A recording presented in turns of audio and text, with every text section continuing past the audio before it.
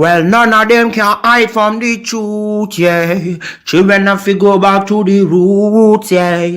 None of them can hide from the truth, yeah. Children have to go back to the roots. I'm telling you now, the truth, the truth. Telling you, yeah, the truth, the truth. You have to go back to the roots, the roots. Go to the roots, to the roots.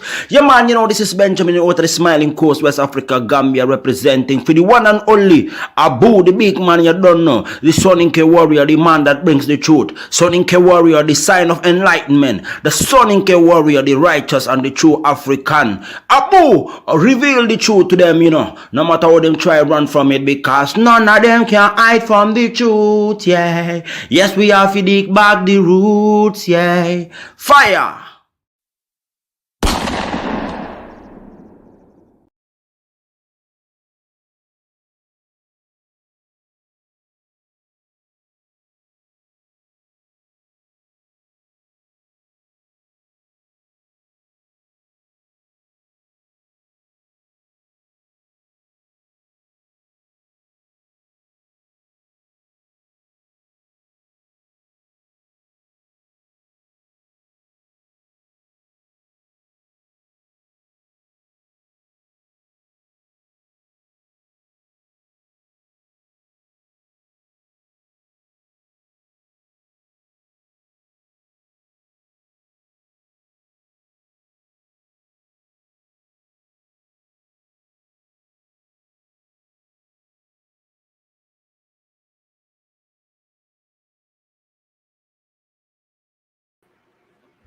Oh, can you guys hear me now? Let me get a one. Let me get a one so that I know that you can hear me now.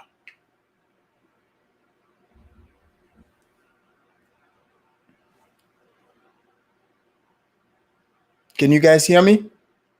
Perfect, perfect, perfect. So, ladies and gentlemen, welcome to the Afridamus Report. I'm your host, Afridamus, and I want to welcome you guys back to the show. Just as I promised, I'm gonna, you know, when I said I'm gonna come back and finish the show, we're gonna do that. But before, because I don't think if you've already watched the first part of it, you need any further introduction about this. You guys have seen how ridiculous, you know, this Blaxit and her husband's demands were. And I see some people saying, oh, they disagree with the people on the panel. What's there to disagree with? These people are presenting what the constitution of that nation says. But you see, I get it. I get it. When it comes to Africans, nobody wants to respect, you know, the African laws or their constitution. But yet people want to run around and say, oh, people don't respect black people. No, no, no, no. You do not respect black people. You do not respect African countries and their laws. Because if you're thinking that just a few of you should be able to bend the law to fit your interests against the interests of the masses, that tells me you have absolutely zero respect for that country and its laws. And this idea that, oh, they're colonial laws, okay. Was that constitution written and passed by the colonial, quote unquote, masters? I don't like to use that word, but that's what they use to describe them. So everything you've seen in the first section, that's all shenanigans, as you can see. You've seen me break it down from top to bottom, but I'm going to hit it off exactly where we stopped at, so you guys can see more of the ridiculousness that you've seen in the first part. If you think you've seen enough, brace yourself. Brace yourself. Make sure your socks are on right, because this is about to knock your socks off. Okay? But I don't want to take you any further. I'll take you straight to the Pan-Africanist church choir, and then we'll hit it off from where we started. And eventually, you guys have seen the guys on the panel. They blow the lid on Juliet's little sidekick, the shameful, member of parliament who's pretending to be a Pan-Africanist with her. See, this is what happens when you're pushing an ideology that you yourself don't know about or believe in. It's easy to poke holes in it. And when people poke holes in it, you start getting really, really upset and start calling those people haters and they don't want to unite, but you're not even caring about what they are saying. All you care about is what you want and how you want it. Even though one of the guys was trying to tell her, look, these people that you are naming, these members of parliament that you are naming as quote unquote Pan-Africanists, these are the people you trust and believe in. They voted against a draft that would have helped you. Do you understand this? But again, if you're used to just wanting to hear what you want to hear, real information just goes over your head. Have you guys even ever wondered how come this discussion here, this happened on a Gambian platform called For the People, by the People? Hey, Blaxit likes to share every interview she goes on, right? How come she didn't share this one? But I want to thank the Gambian brother that shared this to me. Sorry, it took me a couple days for me to get to it, because believe it or not, I get so many of these, videos that people want me to analyze. So I have to slowly walk my way to them. But this takes priority. Ladies and gentlemen, by the way, today is my official birthday. So those of you that want to wish me happy birthday, you can go ahead and wish me happy birthday. But I'll take you to the Pan-Africanist church choir and we'll go from there.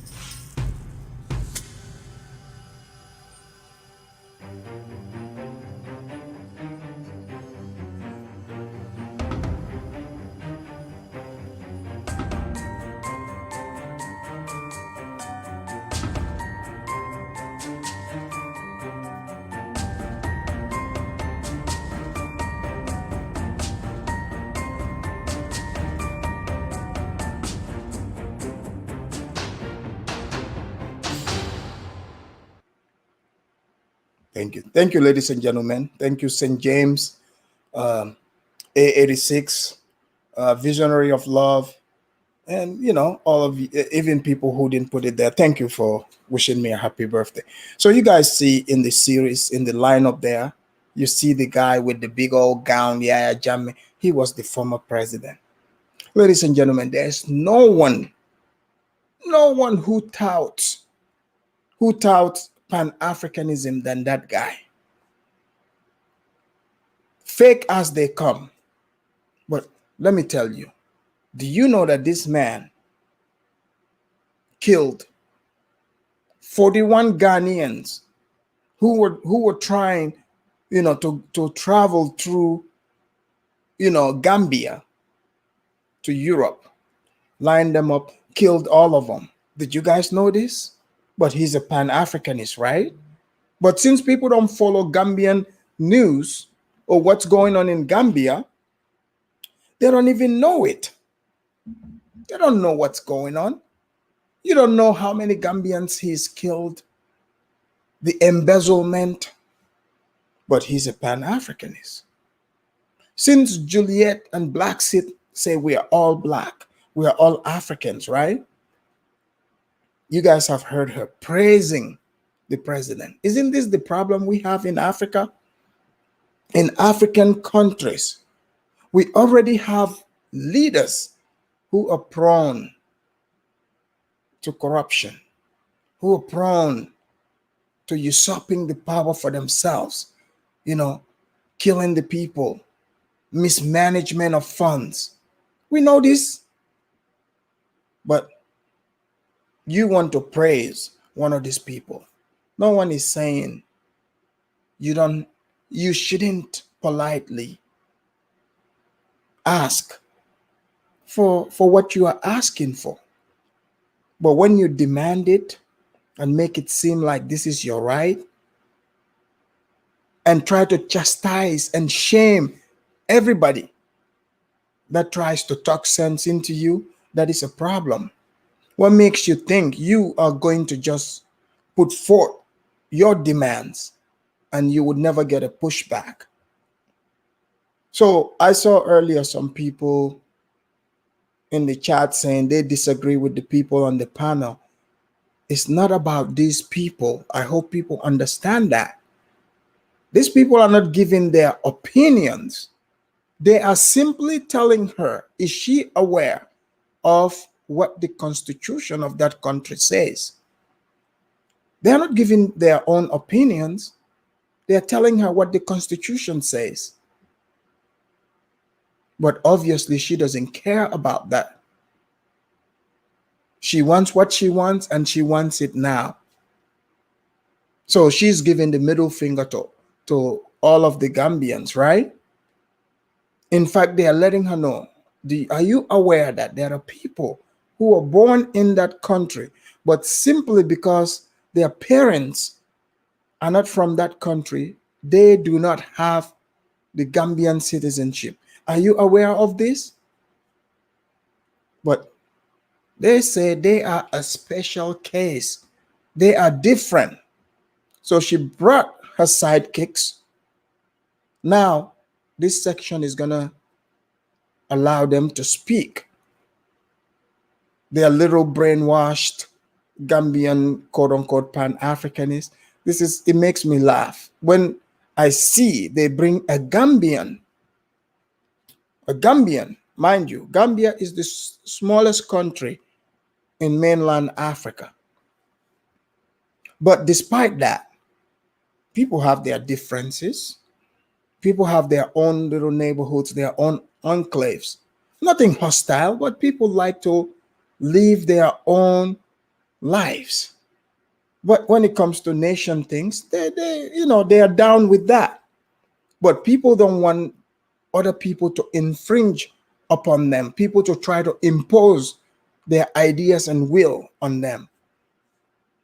So this little fake Pan-Africanist, if he is so smart, he would know this.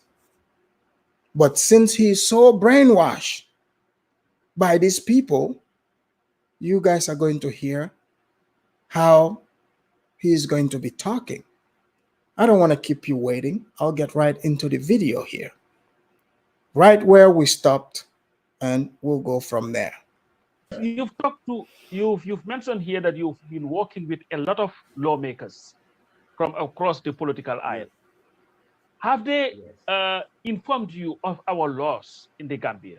Because as we speak, according to this constitution, this Gambian constitution, the 1997 constitution, there are people who were born in the country, Africans as you are, who are not citizens of the Gambia because their parents were not from the Gambia. So our constitution does not give automatic citizenship to anybody. There are processes that are in place. So I've seen, I would have loved for the National Assembly member, Mr. Marong, to still be here, because it is one thing for these National Assembly members to be giving you all these thumbs up, you're doing great, you're doing that, but it is an other if they are not working towards changing the laws to make it at least right for people, because I think it is really a very, I don't see it happening, because the president by itself cannot make that declaration. It is a lawful thing, it is a constitutional matter, and unless the laws are changed, this struggle that you guys are waging will have to continue. Okay, so are you aware of the draft report, the draft constitutional report that came out? The draft.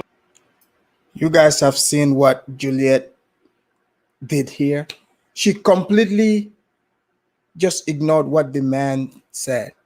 He just told you about what the Constitution, the current Constitution that governs this country.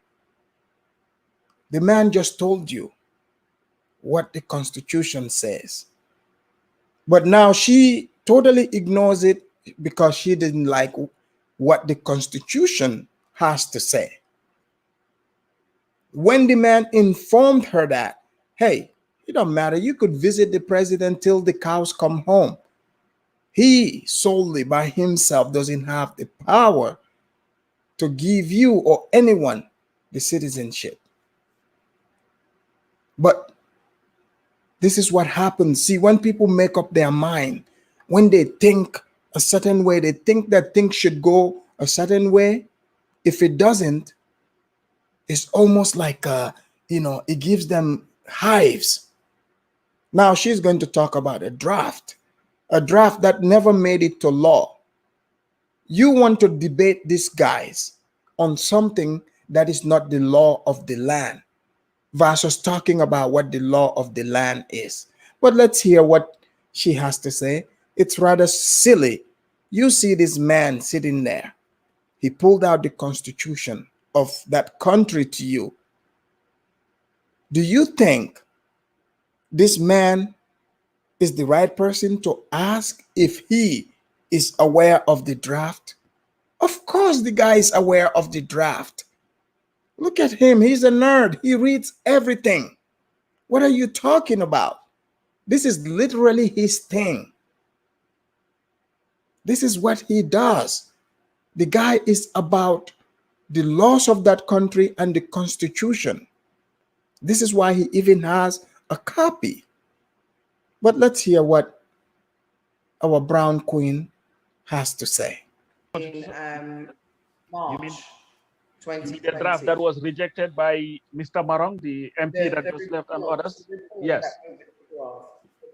Okay, so in that report, there were recommendations made. One of the recommendations, obviously, that we are looking at, because we're looking at our situation, which is section 188. There was another section, which I can't recall the number because obviously it doesn't purport to me, that was also making recommendation for those people who were born in the Gambia to receive automatic citizenship. So that was also in there, and that was something that was negotiated or discussed as the same way that we made our representations at the CRC, which was the Constitutional Review Commission. We made 81 submissions, and other people made their submissions. At the end of the day, I've got to look to this. The colonial laws that were created in Gambia and left in Gambia, right, from 1962, 1965, reviewed 1980, reviewed again 1994, 1997, right, to date, reviewed again 2020, 2018, 2020, right? These are paradigms for change and opportunities for change. Paul Kagame in Rwanda, what did he do? He repealed many colonial laws. You have the opportunity here to repeal many colonial laws. There is nothing written. Slavery used to be legal. Slavery was legal. That's why you had the abolition of slavery in 1833, 1st of August, by parliamentary order. At the end of the day, there's nothing set in stone that cannot be changed. And we ask those people who want that change to appeal in the same way that... Does she think by raising her voice, acting erratic is going to change anything? What's this got to do with slavery, ma'am? What's Gambia's constitution have to do with Rwanda? The man just told you this constitution was enacted in 1997. They are not colonial laws. This was voted in by the Gambian people. But you want to talk about slavery, you want to talk about other countries that has absolutely nothing to do with the subject at hand. But you see these Gambians here? They know they're not even listening to what she's saying. They're just looking at her like a silly woman who doesn't want to hear what they are saying. They literally just told you, the man that you're hanging out with, that member of parliament, he's playing you. The very draft you're trying to push, he voted against it. Him and his other friends, these people that you brag about, they voted against it. But how come she doesn't want to address that? She wants to talk about something completely different. But let's hear her, exercise her queenliness. We are asking it to appeal. It's not them or us. It's we that need to make change. It's lawmakers that have to make change. That's what their job is. All right. And at the end of the day, colonial laws are there for the colonial laws weren't there and set in stone to keep us together. They were there to divide us and to make sure that they could maintain colonial rule. And that is not just here, it's across Africa. That is why the AU put out their 2063. But ma'am, colonialism has ended in that country in 1965. So this argument you're making doesn't have any leg to stand on. But this is the problem with Pan-Africanists. They like to talk about outdated things. I don't know if deep down these people, if that's a way to hypnotize people, to try to make you think, oh no, believe it or not, it's still slavery going on. We are still slaves. We are still ruled by white people. This type of talk only flies in the West because you've deluded them into believing this. But you're talking to people from a sovereign nation. They know who's in charge. It might be mismanaged, but they know 100% who is in charge and who is passing laws. So all this talk, you're just wasting your time, lady. Initiative, which I appreciate, and that is for there to be borderless, for us to see ourselves as Africans. And that's very important. That's the reason why they put out the executive order for the 6th region as well. And this is important because we need to unite as Africans together, because we need to unite economically. We need the free trade agreement for us to work and trade together. This is more important than just people being born somewhere. This is about Africa uniting. And that's what I'm saying. We're looking at it as a very small micro basis, but this is a macro problem. You guys see here, these guys, they're trying so hard not to laugh because they are looking at a silly woman who just came to Africa not that long with her crazy Pan-Africanist idea, taking on a Gambian name, thinking now she's 100% Gambian. And she's trying to tell Africans about Africa. This is why the guy is trying so hard not to laugh. The very colonial masters that she's talking about, quote unquote, I use that word loosely. She doesn't realize what she is doing. That's exactly what they did when they came to Africa. They impose their will on African sovereignty. They pass their own laws. But that's exactly what she is doing. Don't you think the colonial people also were saying that they want to unite Africa and make Africa one? The Francophone area under the French, the Anglophone under the English, German, you name it. That's exactly what they did. So you are talking about being a citizen in this country and you're naming all these places wider Africa. Ma'am, you are a colonialist in blackface. Since you like talking about colonialism so much, go read about colonialism in Africa. Go read about it. Since you don't want to take someone like me, my word for it, go read about it and you will see exactly you are the very thing that you are professing to be against. This is what colonialists did in Africa. That's why they got kicked out. What are you talking about? But let's continue. I mean, Usman Toure is here, and you know, he studied in this area. I think he'll be a good person to maybe comment on this. Well, yeah, Mr. Toure can comment. But what I was trying to say, sister, is some of us, the draft constitution that you talked about, the report. This is why I said it would have been very important for Mr. Marong, the National Assembly member, who formed part of the group that rejected the draft constitution, was here. That way, at least he could have explained, because he never. I didn't say the draft.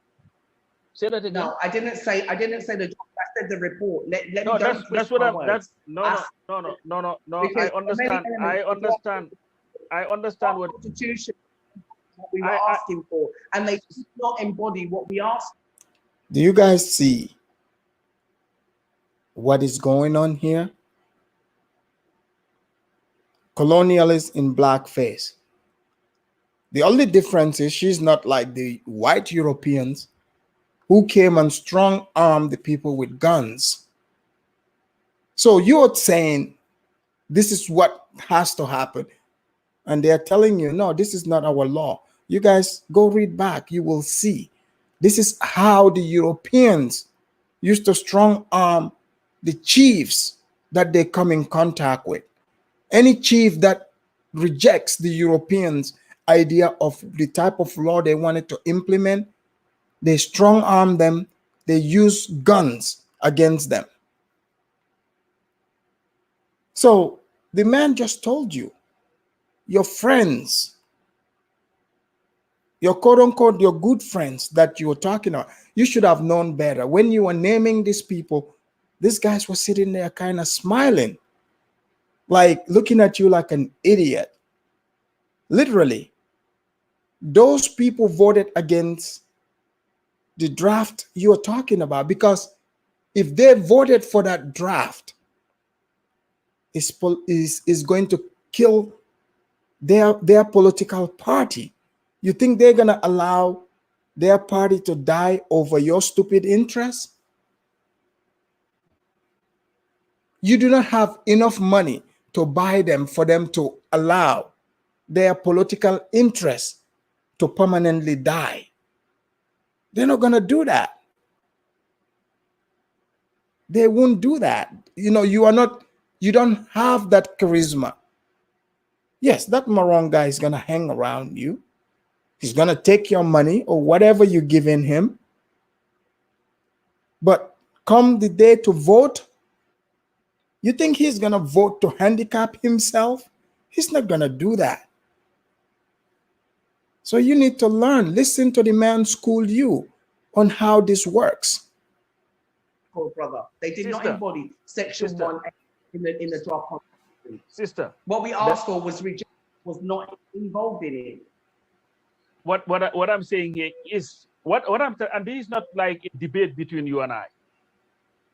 All I'm saying here is, Mr. Marong, Majanko Samusa, and all the lawmakers that you mentioned here that you've been working with had a unique opportunity, right, as the only authority to have looked at that draft and changed anything that was in it, even the recommendations that were made by the CRC. If they did not agree with it, they had the sole power to change it.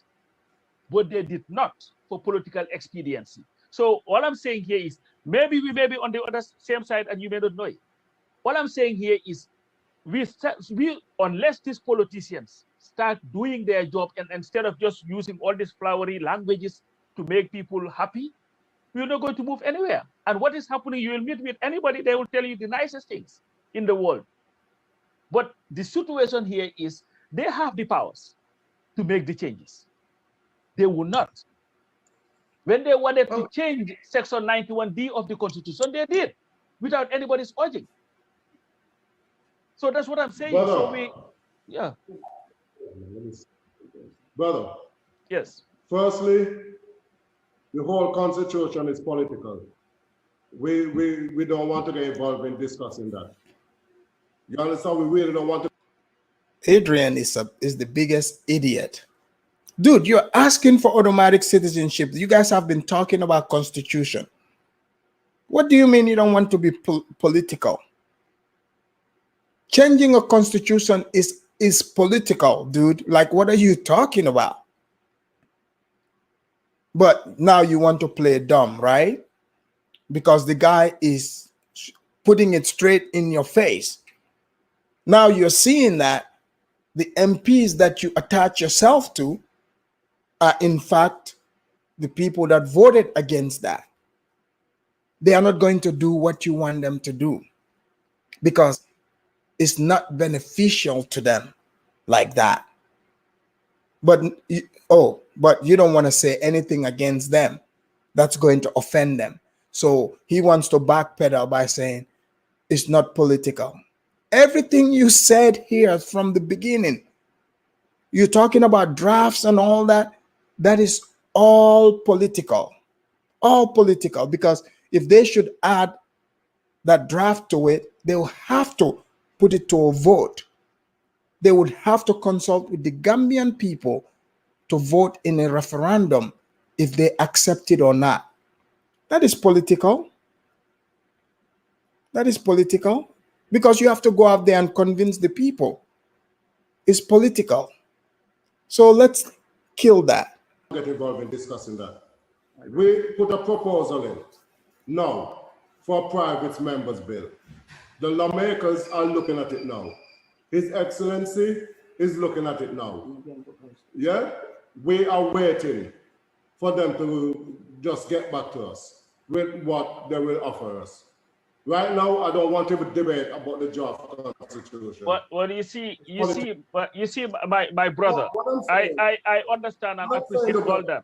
All I'm telling you, irrespective of a private member's bill. Let me land. I understand you. Let me say my piece, right?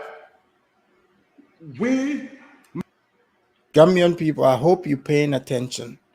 You see how arrogant these people are? Imagine they are not even citizens of that country yet, and they are this arrogant. Imagine if you hand them your citizenship. Just think about that for a minute. They are going to destabilize that country. You don't want that. They are bringing chaos and confusion. They are saying, they are giving a middle finger to the law of that land, which is the Constitution. They're trying to bypass all that to corrupt your MPs and try to get in the head of the president. Beware, Gambian people. Beware. Make recommendations, right? We go and we hand our recommendation in for what we're looking for. We follow protocol. We had the symposium with over 28 members of parliament. We also met His Excellency, and we hand over our recommendation. It's now for them to look at it and for them to tell us how they're going to work with us on this. don't want to get into anything to do with the draft constitution, whether it passed or whether it's not passed. It's irrelevant to what we are looking. Maybe we need to allow Usman to come in. He's been kind of waiting for a while. Usman, come in. I think this is where we'll have a problem, because at the end of the day, there is nothing about this problem that is not political. It is very political. let me, guys, it's my turn. My turn. So Usman wanted to say something. Usman, yes. Yes, but I have a question for him. I'm sure he you know, being the Pan-Africanist as he is, he has a lot of questions to answer from us today.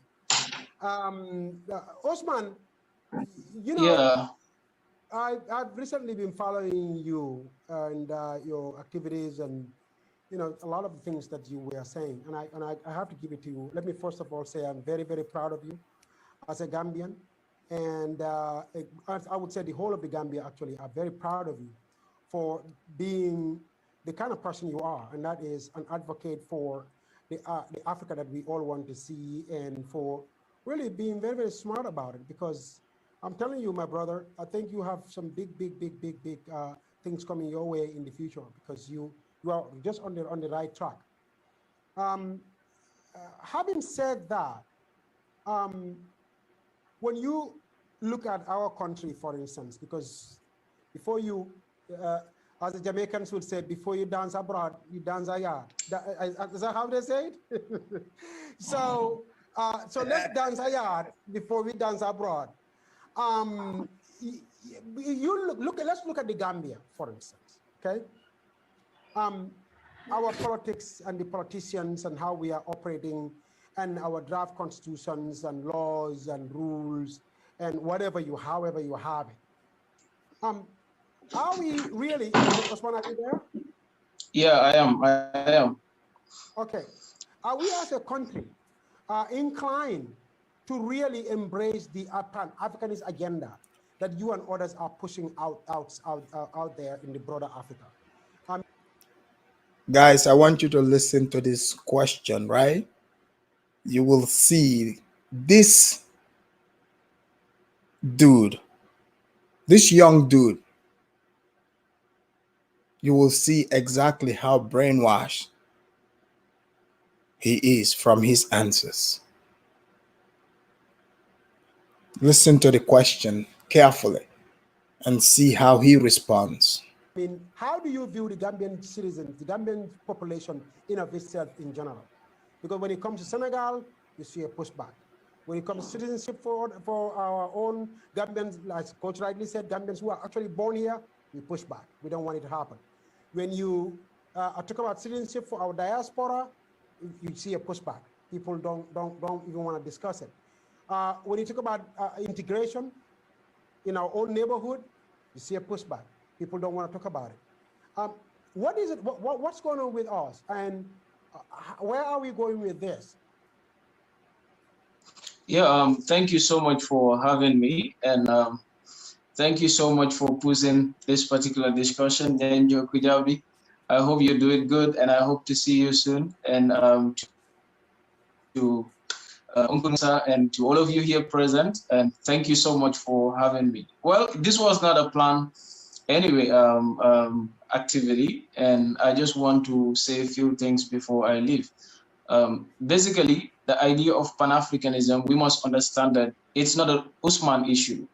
I hold to it as a result of the inspiration I got on reading about others, following the track of leaders in the continent and even outside who have stood and fight for the interests of the African race.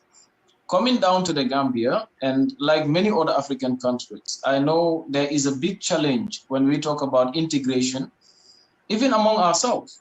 First, before talking about, in fact, integrating with our diasporian community, who in one way or the other have left us as a result of slavery or as a result of many other systematic approaches.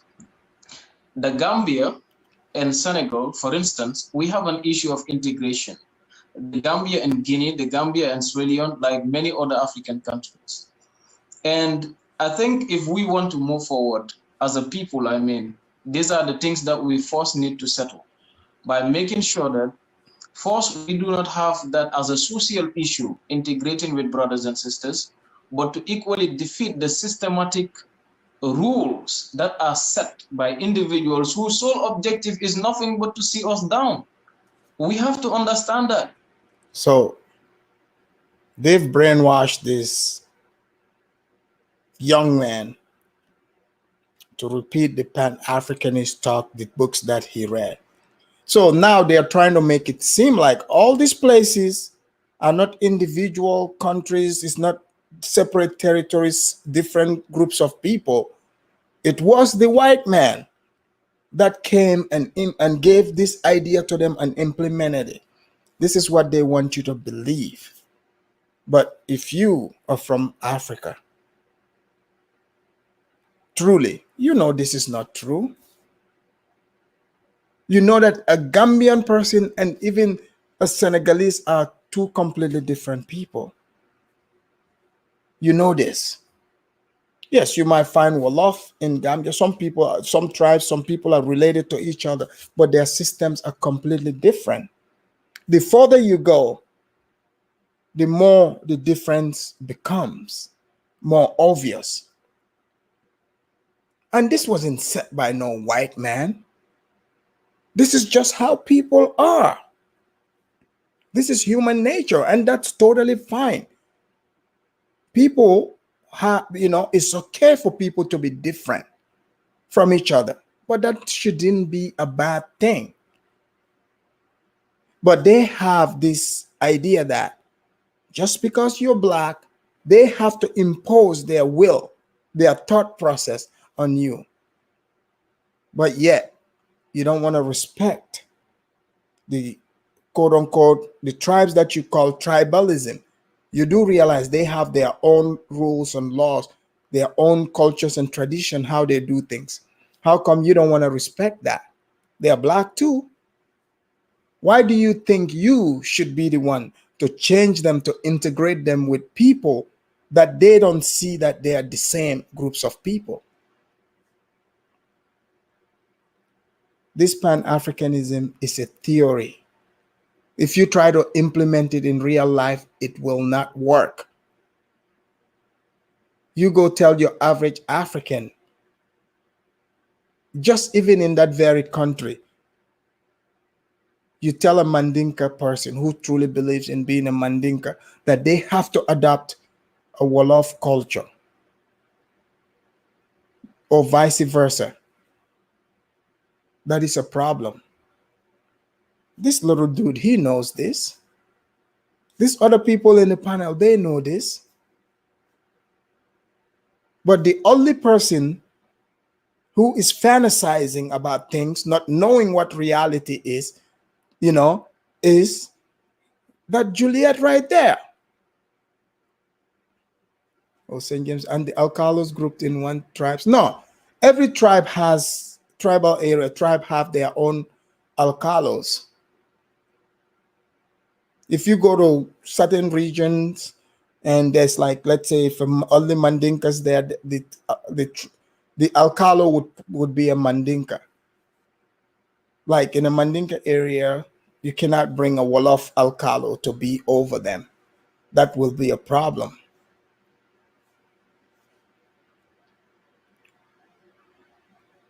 We inherited colonial laws. We inherited these laws in the Gambia, in Senegal, and many other countries. And still we are debating about these things. In 1963, it was African leaders that sat at one place and discussed about African integration, African unity. These are people that we are today celebrating on a daily basis. We use them as reference. We say they are the best leaders, but what have we learned from them? What have we implemented as a people? What have we been doing as a people? This is the fundamental question. The black race is suffering because we fail to address ourselves. We fail to build unity among ourselves. And that is exactly what is happening in the Gambia and like many other African countries. We are not an exception. Still, as we speak, we still have people in the Gambia well divided as a result of partisan politics. Imagine that I can even choose to not talk with a brother or a sister because they support a different political party. I know someone say he sounds intelligent. You can regurgitate what you read and repeat it and what you're hearing. It doesn't make you intelligent. There is difference. Wisdom and logic are two different things. He's just sounding nice to you, but what he's saying, he doesn't know what he's talking about. So is he trying to tell us that these differences that this, people have, the tribes, this was brought there by white people? Like this never existed. All these tribes were just kumbaya and they were all the same group of people until the white people showed up? We all know that's not true. We all know that is not true. The languages are not even the same. The foods are not even the same. The dresses are not even the same. Let's not play these games. Even in the little Gambia, it's not like that. It's gotten better as people are now, able to integrate more and more, but these differences are there. They're absolutely there. So this is all fantasy. If we have such in us, if these are the same people that we elect in office, if this is the same attitude that we have in our National Assembly, in our cabinets, in our judicial system, on a daily basis in our institutions, then we are very far from solving the reality. And what we are facing now is suffering. What we are facing now is the fact that we have been marginalized, is the fact that we have been looked down upon for so many years. And this is happening because we can't find solution. We are good at throwing names to each other. We are good at insulting each other. We are good at making sure that we can push a particular agenda as collectives. And if we continue to do this, not just the Gambia, but many other African countries are going to suffer. And I think we should all have a picture or a collective interest right now. When we talk about African integration or having automatic citizenship, for instance, that is not a Gambian issue. We have to be clear about this. That is an African issue. How do we make sure that if a Chinese is comfortable going back, if a Chinese is comfortable in China and call it home, if an Arab is comfortable in... Again, those of you that think this dude is intelligent, you don't know what intelligence is. He is repeating Pan-Africanist talking points. How did he move from Gambia to talking about Africa countries? These people are talking about Gambian constitution. So this kid, quote unquote, lives in Africa. He's a Pan-Africanist, but yet he doesn't understand. Do you guys want to tell me he doesn't know that a Gambian doesn't have a say in what goes on in Senegal, much more the whole of Africa? But he's intelligent, right? He's supposed to know about this, but somehow he doesn't know that. He doesn't have that power. You think he has the power to go to Ghana and tell Ghanaians who should be a citizen there?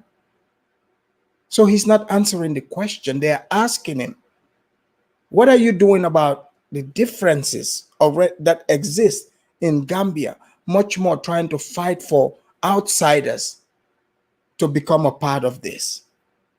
How do you not see what is going on right under your nose before you go and import new problems?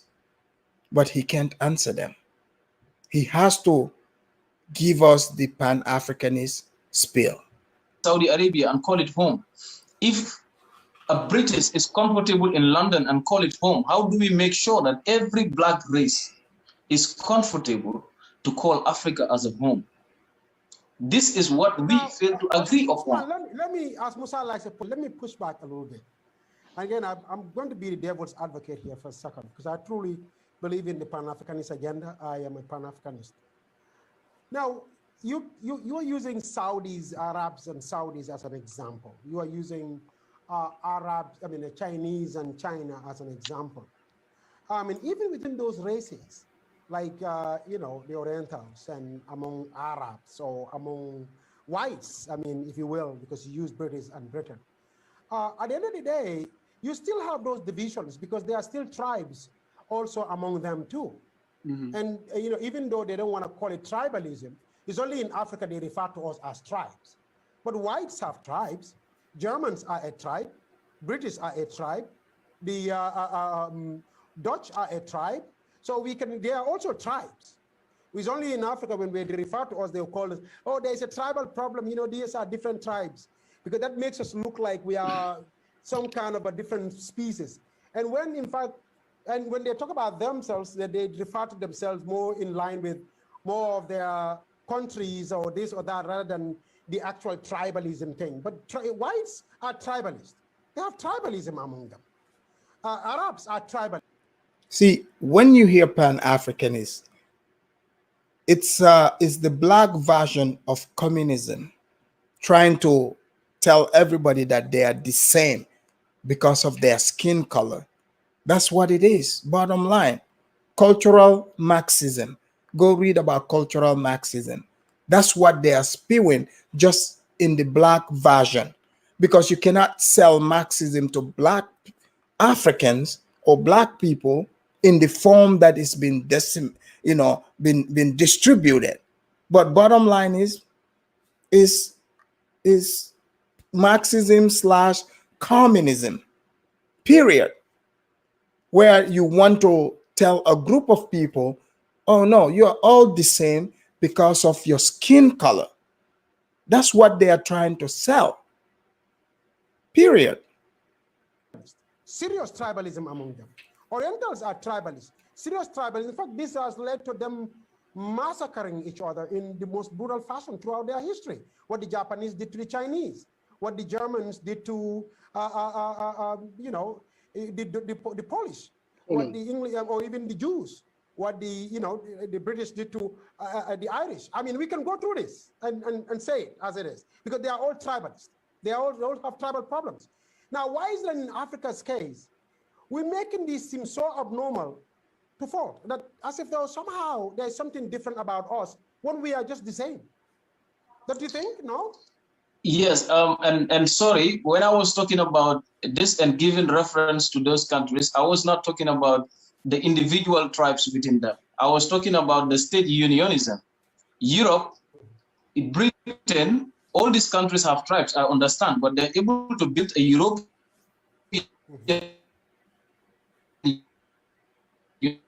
Dude, we have ECOWAS in West Africa. We have the AU. What else do you guys want? Yes, they have the European Union, but that doesn't mean that the Germans give up their sovereignty and stop being Germans, or French stop being French and giving up their sovereignty. That is not how it works. Like, what are these guys talking about? It's economic unity. And I guarantee you, if African countries, the economy, if they show that, we can unite under that, you wouldn't even have to force it to sell it to people. They would buy it. But if it's not working, it's because people are not seeing it as an incentive that is beneficial to them. If it were beneficial, Africa would embrace it.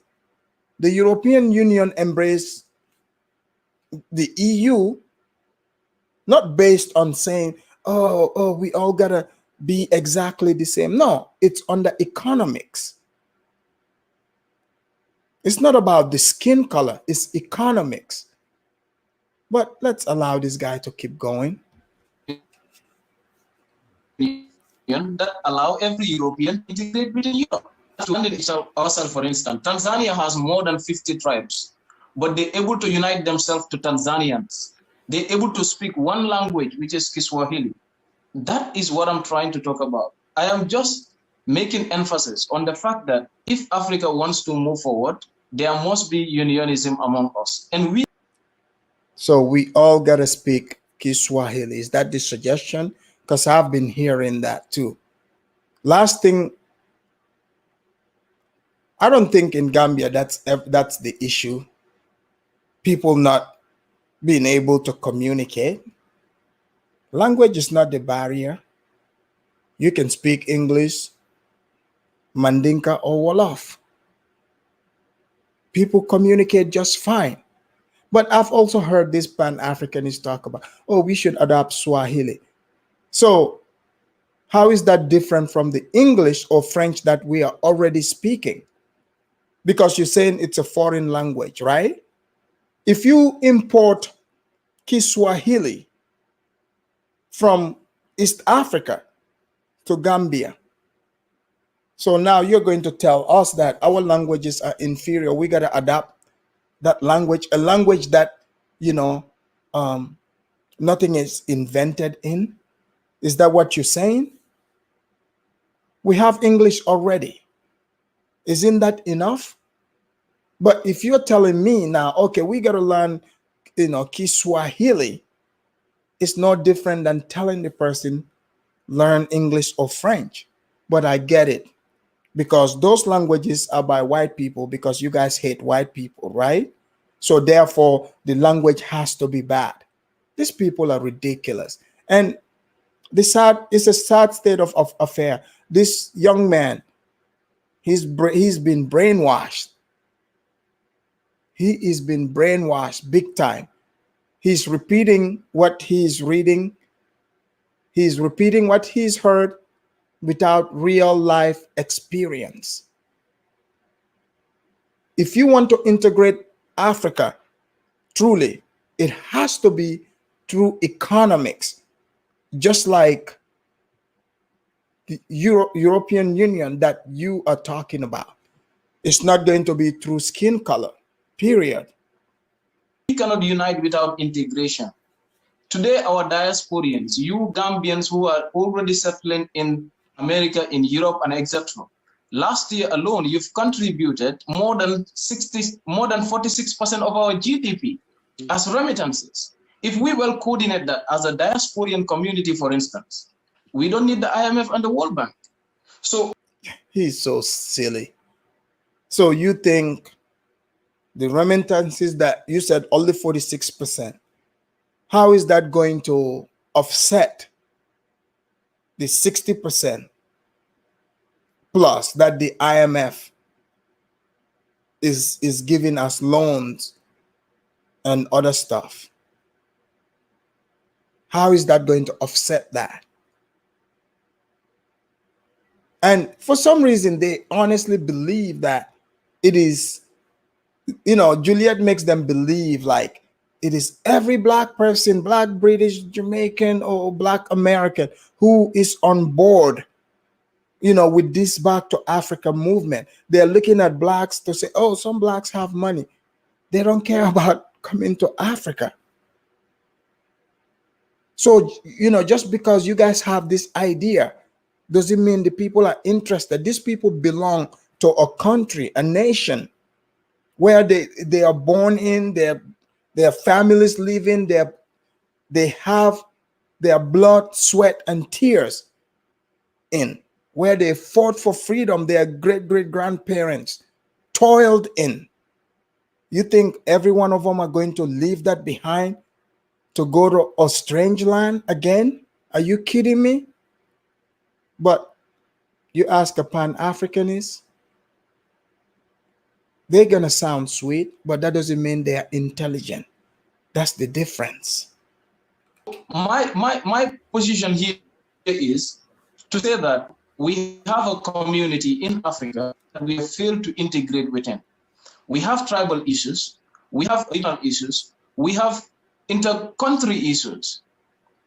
And these are things that we can settle as an entry point to the African development.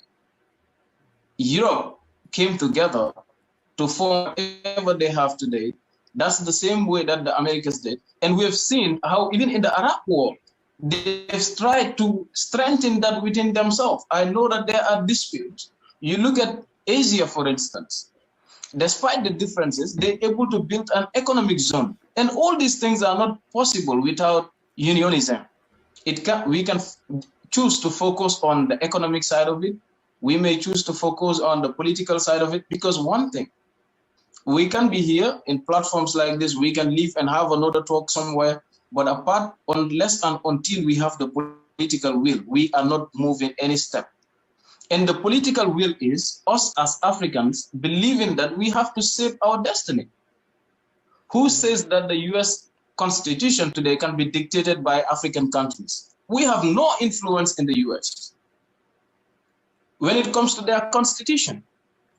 So why is your Black British friends coming there trying to have influence to dictate on what should or shouldn't be in the Gambian constitution? That's what I'm saying. Look, I know Steve T probably likes what this young man is saying.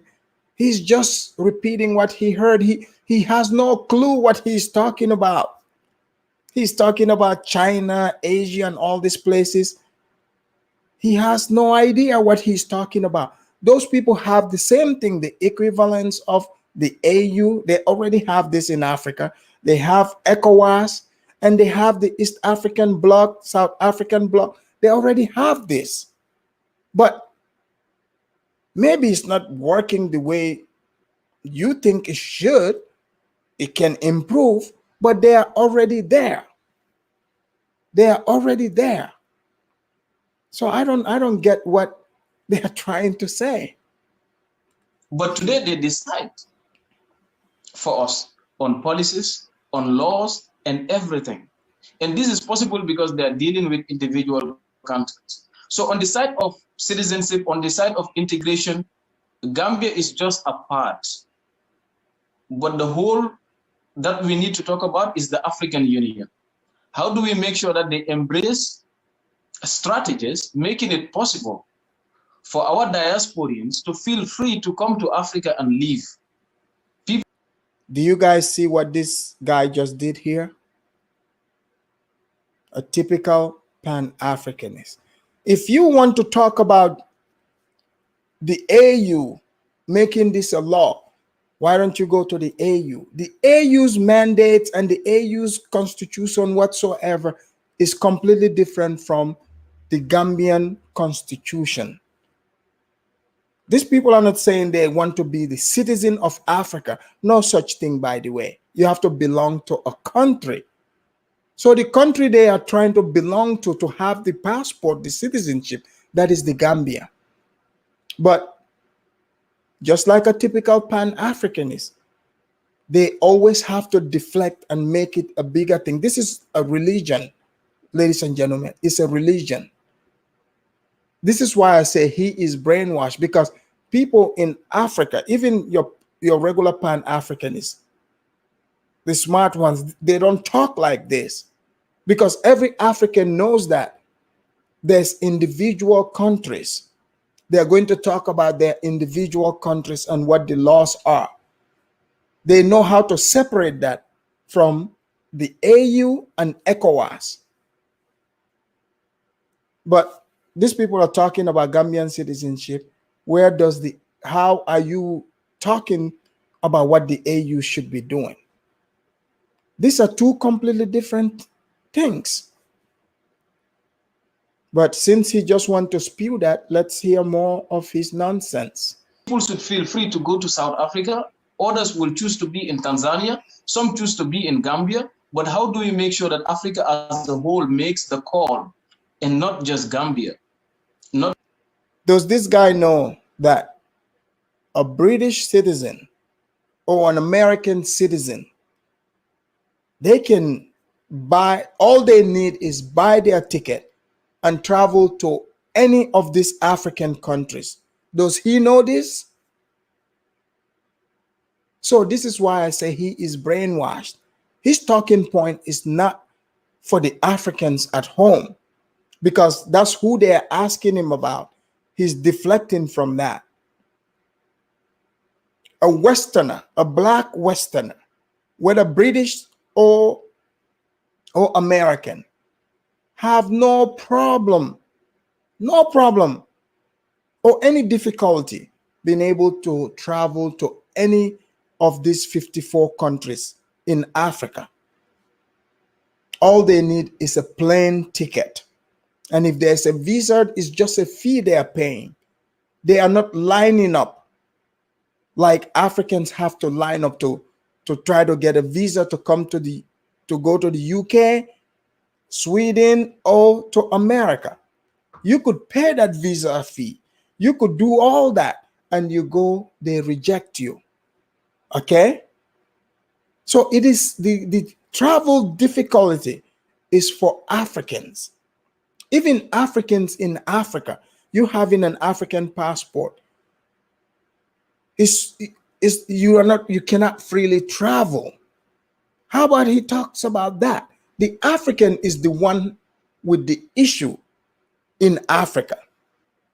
The African is who is facing difficulties in Africa to move about. And then you go to some places, xenophobia that you face. So, but this Pan-Africanist would never talk about that. You want to talk about a people who are already advantaged. They have no problem. They have no problem with the passport that they carry to move about in Africa.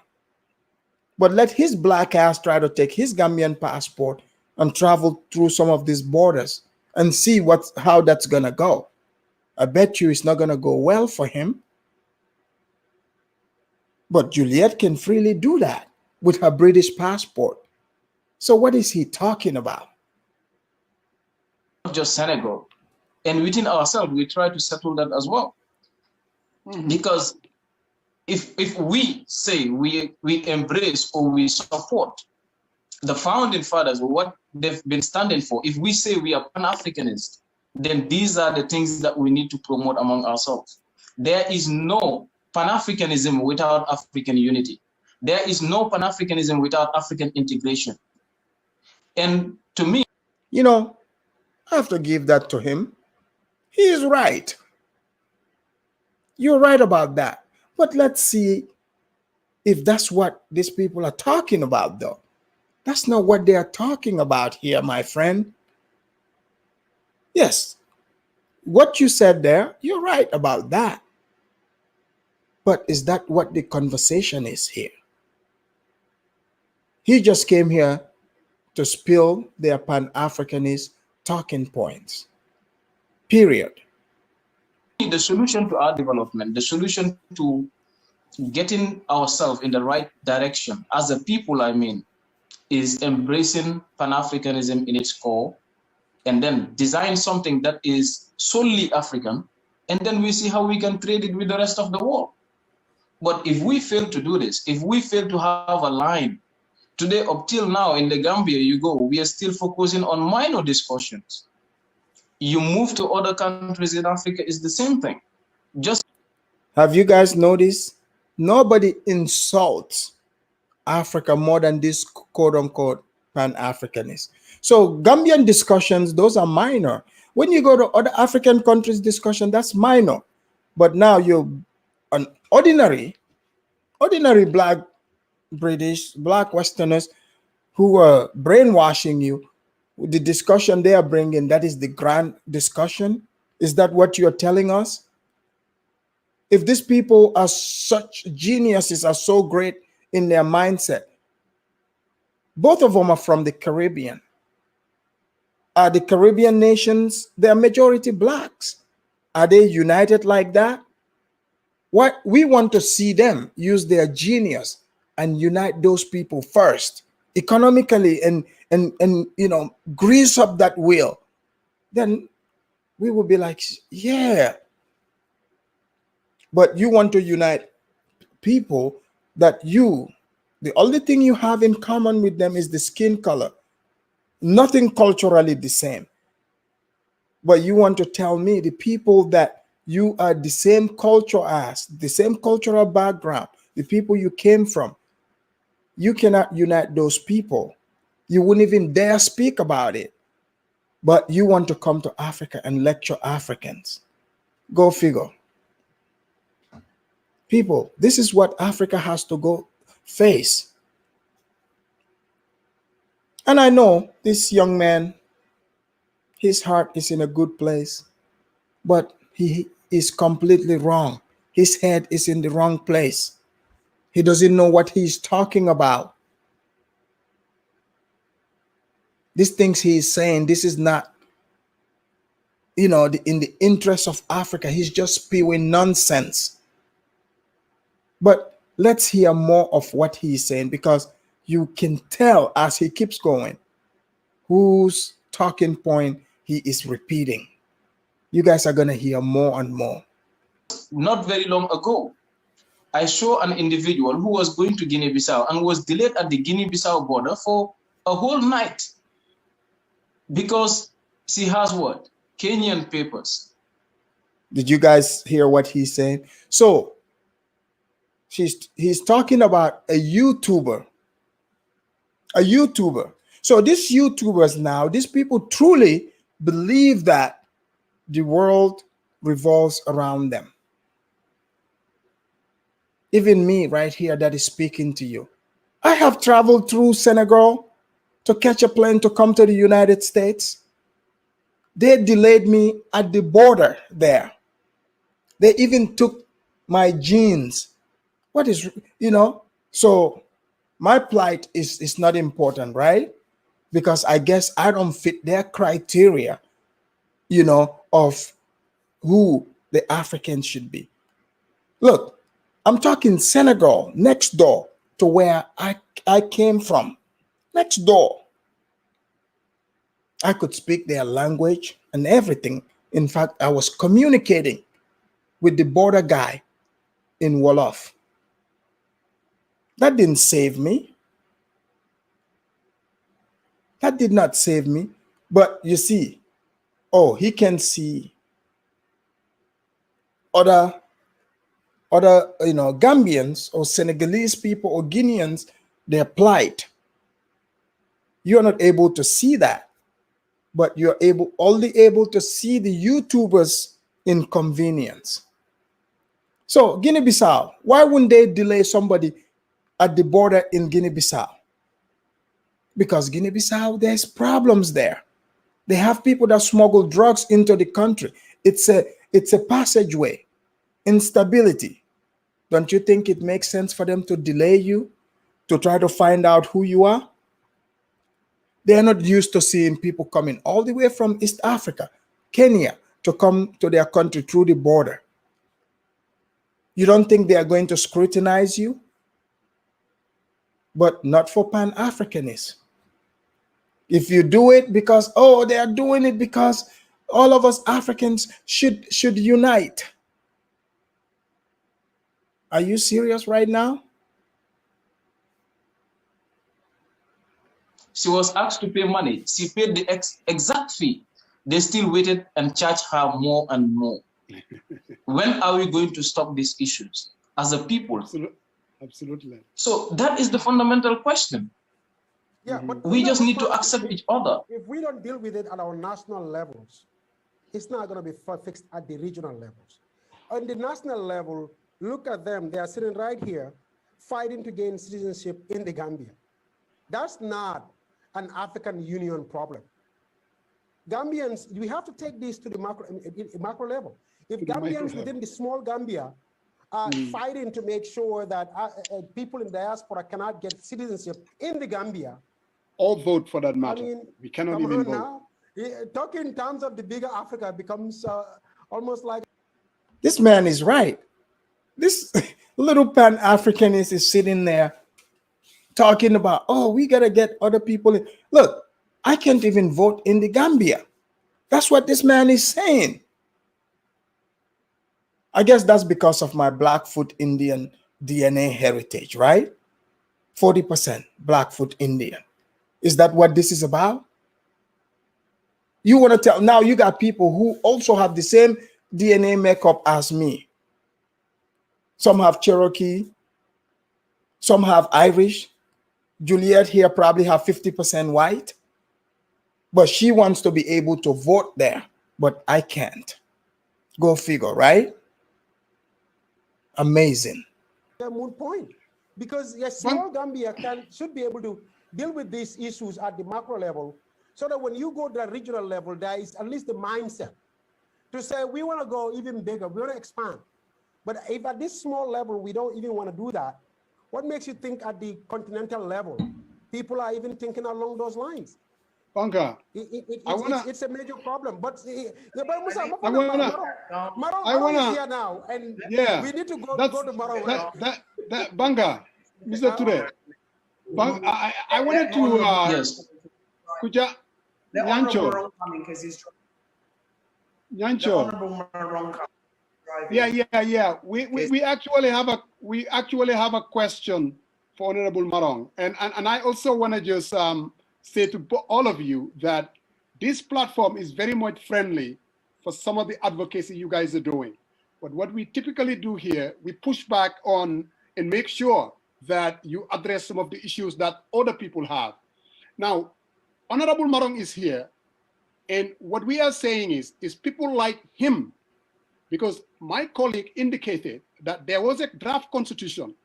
In as much as your husband doesn't want to deal with it, but this was supposed to create the democratic space, give citizenship. By the way, guys, this is Marong. This is the member of parliament. That Adrian here, being a beta male, doesn't want to deal with the situation, talking about, oh, we don't want to hear all that. Why does anybody even want to talk to somebody like that? Hey, DMF, welcome to the show. Why does anybody want to waste their breath on him? But I'm glad this guy is calling him out. And for anybody in the diaspora who is bit and swallowed the Pan-Africanist agenda, when people try to talk to you about the realities of Africa, African countries, that the laws are different, people don't want to hear it. So this is why when they sent me this video, Mohamed Saliu, thank you for sending me this video. This is a great conversation to see when they truly come face to face with people, that are talking political and calling out everything that you're supposed to see. So this member of parliament is the one that they hang out with. I don't know what their relationship is with this guy. If you guys remember the video I made, that Kunta Kinte video, he was the guy in there that I was calling out. He was the guy I was calling out. But little did you know, he is playing the Blaxit. But they don't know that. He voted against the draft constitution that would have, in fact, helped them. So these guys are going to pin him down for Blaxit to hear it with their own ears, even though Adrian is being a beta male, being an angry little female, talking about, oh, we're not talking politics. Dude, you've been talking politics from the beginning of the show. You guys are here praising that the president, ass-kissing the president, thinking that the president has the power, to give you what you want. Hey, he cannot go against the will of the people. That's what you don't understand. He cannot just change the constitution. That causes problems in Africa, and Gambia is no exception. If that man changes the constitution without the will of the people, is going to create problems for him. I guarantee you he won't be there, very long if he does that. So if people are selling you fantasy, I want you to see exactly how things are done in Africa, despite you guys thinking, oh, I can just show up, I'm black, they black. No, it's about laws. Different countries have different laws, and you have to abide by that. You can't just come up and make up your own laws. If you are not doing that in Britain or in America or wherever you're coming from, what makes you think you can go do that in Africa? What makes you think you can go do that? But let's hear more. At least, you say 15 years. You said 15 years, but it was going to be an improvement for the current constitution that we have. But for political... No, they wasn't. No, they wasn't. No, let me explain. Let me push back. Let me push back. Let me ask the question, though. The first thing that they want to do... No. Let me correct you. Wait, let me just correct you. Section 60 and 61 wanted to dispossess us of our property. And don't forget that. That was very important. That was also in the draft constitution. Ma'am, they are not going to dispossess you of your property. In the Gambian law, when you buy the property, even for Gambian citizens, you own it for 99 years lease, but it doesn't mean they will take it from you. That's just what the language says. It's not like that is just special for you. Yes, the government can take it, and they do that. They can do that to even somebody born and raised there. But the lease is for 99 years. So I don't know now. I don't know why she's pretending like, they did this just for against them. No, this is even for Gambian people, citizens. You read it, that's what it says. So the draft constitution in of itself had flaws, right? And so going back to the drawing board is possibly one of the best things that they're going to do. I'm not getting myself involved politically, but I'm saying that we have interest, right, for our children and our future generations coming forward that we also have to look into. And so we are residents here, whether people like it or not, we are Gambian residents. And so when you're making rules or laws or constitutional laws, they impact on us as residents living here. Ma'am, her argument doesn't stand a ground. Nobody is gonna come take your property. They're not gonna come take your property. That's a silly argument. There's Lebanese there that's been there for however long. You have people from Nigeria, Ghana, Senegal. Nobody's taking anybody's property. So miss us with that argument. That doesn't make sense.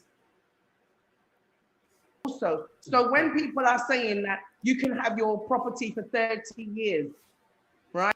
Did you guys hear? She said 30 years. It is not 30 years. She is gaslighting this. Right? And then afterwards, we may or we may not renew it, right? Correct. At least. Correct. And then it has, at the end of our renewables, have to go to a Gambian. Hello? No, it's not acceptable. So therefore, what I'm trying to say is it's more than just that. And not only that, what our recommendations were not included in the draft constitution. Right. They were not. They were included. I went to Justice Buff at the CRC myself. Have you guys noticed what she said there? Let's say that's true, right? So isn't these same people, quote unquote, Pan-Africanists in the diaspora talking about, oh, Africans should make laws that's going to protect, the African citizens, blah, blah, blah. But now, if this is true, Gambian constitution makes property laws that favors Gambian citizens. But you don't like that law. Oh, so because it doesn't favor you? I thought you guys were the same people that says, oh, these countries in Africa, they don't have, laws in place to help protect their own countries, their own citizens. This is what I keep telling people, thinking, oh, people are going to come and take over Africa, African countries. How are you going to take over African countries? It's not free for all. There's laws in place. There's laws in place that protect that land against foreign invasion. People don't get that. There's laws in place. But you see, when these laws don't favor them, Now, all of a sudden, it's a bad law. But you guys want African countries such as Gambia, small country, to have laws to protect the people there. But that doesn't work for her. Now you guys see why she wants that citizenship. It's not for the interest of the Gambian people. It's for her own personal interest. That's what it is. Right, Justice Jallo, sorry. Justice Jallo, right? Excuse my mistake. No, it's sorry, okay. It's okay. It's okay. It's okay. I went there myself to have a discussion about it. And guess what happened? Let me tell you what happened, right? All of our submissions were lost. Okay? All of our submissions were lost. So what I have to say is this, yeah? Ma'am, if your submissions are lost, you take it to a Gambian person, that's their way of telling you that you are silly. They are not about to present this draft to the people that matter, because those people are going to laugh at them. This is why they told you that it was lost. How convenient. I'm just giving you game to let you know. The people that are smiling with you, these people know better to come forward and tell the general population about your silly Pan-Africanist idea. It is one thing to walk around and wear those, the gab and pretend and say, I'm Gambian. They would laugh with you. But now, when you're talking about things, about laws and stuff, now you are in a completely different territory. Completely different territory, I'm telling you. They are not even going to mince words. These guys here are even nicer. They are just listening, trying to unveil what you are saying, and they want to know where this guy, this moron here, and all the politicians you're naming, they want to hear what type of connection and type of dealings you have with them. So unlike you keep cutting them off. They're not going to cut you off. They're going to let you keep dropping information. I mean, look at the faces of these people. These are not dumb people. These are really smart Gambians. These are smart guys. So they'll just let you keep talking. Since you guys have just caught up in your feelings, I bet they are thinking, oh, these people don't want to talk Pan-Africanism. No, these people want to talk about Gambian nation. Gambian nation. And when you keep name dropping, Fatima, you're right. Keep name dropping, you're snitching on those people, because we want to know who the sellouts are. That's what we want to know. Since to you, the sellout is the people that deal with white people. No, you are name dropping the sellouts, the people that the regular people voted in. Is this what they want to spend their time on? We want to know these things. So keep name dropping. We want to know who else is in the mix. Is that let's all not look at it as a perfect science. Let's look at it as a work in progress. Let's not criticize, but let's all look at it in terms of benefiting. We need to be consulted as well as everybody else. Correct. They need to be consulted. They need to be consulted. People, even the Lebanese that they talk about, Gambians, have you seen Lebanese even doing this? At least I've never seen, not in the open. The very Lebanese that they always point fingers at. Have you ever seen Lebanese come in talking about, we want automatic citizenship? But how many Lebanese contribute immensely to the economy of the Gambia? You guys, Gambians that know, you guys remember William Baum, a Lebanese who used to sponsor, Walidan, a famous football team, and even the Scorpion, the Gambia national team. These people, they contribute big time to the economy of the Gambia. They start businesses, they employ Gambians. What are they doing? Let's just keep it real. What are they doing? So because, before they want to say, oh, this Lebanese, blah, blah, blah. Let's look at the contribution of the Lebanese versus them. Are the Lebanese coming talking about give us automatic citizenship? But they contribute way more than these people would ever contribute. In fact, she got herself caught up in the land sales deals. We've been seeing news coming out of the woodwork about that. So she is benefiting instead. How is that in the interest of the average Gambian people? Well, I just named you one Lebanese. I can name you more and more Lebanese who have contributed at a national level that, that is benefiting the Gambian national. But they are not demanding things from us. Even if they are doing it, not in the open, I haven't seen it. I haven't seen it. So let's call a spade a spade. Because we are here, we are alive, and we are living, and we are somebody too. Correct, we are correct. People. Correct. Yeah, we are people. We are Africans. Correct, correct. Mr. James. My question, though, is to Sehu Marong. Mr. Marong, what we are basically saying, legislators like yourself, for political expediency, are exploiting this Pan-Africanist agenda, not to achieve some of the things that they're saying, but to win an election. What do you say to that? That you could care less about this Pan-Africanist agenda, and all you are interested in is basically exploiting it for your own political means, and what happened in 2021. What do you say to that?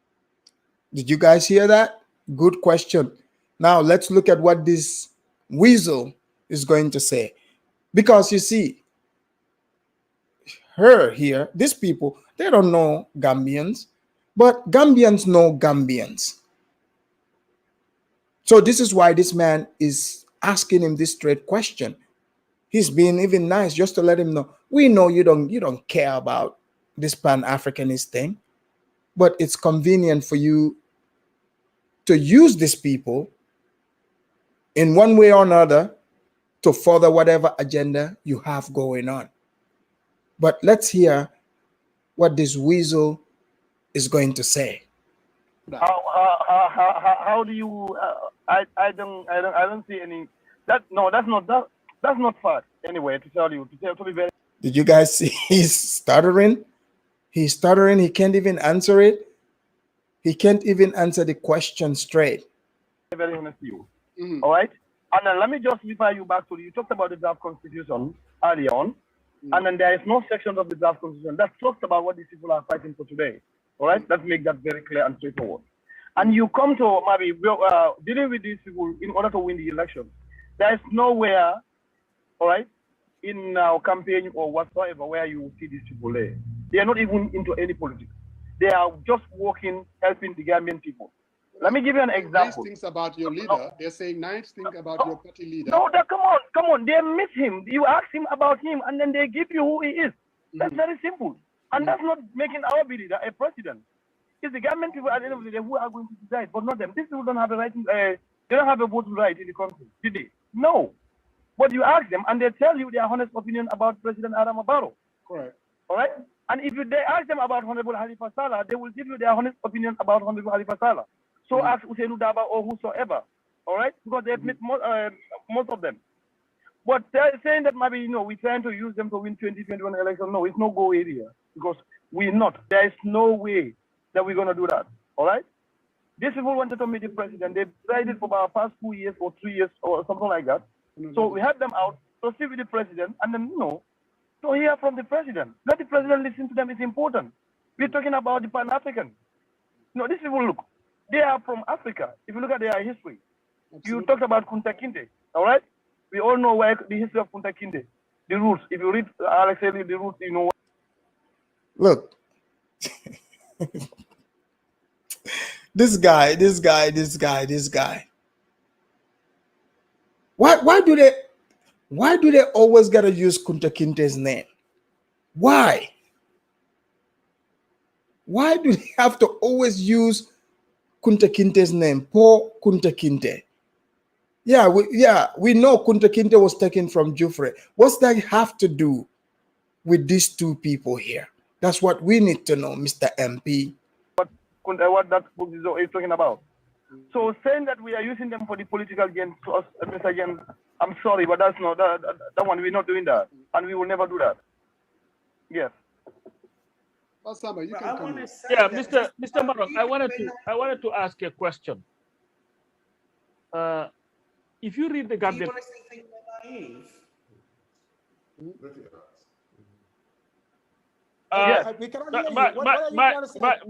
Madam Kujabi, I think for this to go, you will also allow us to ask the questions, because they may not be, convenient to ask.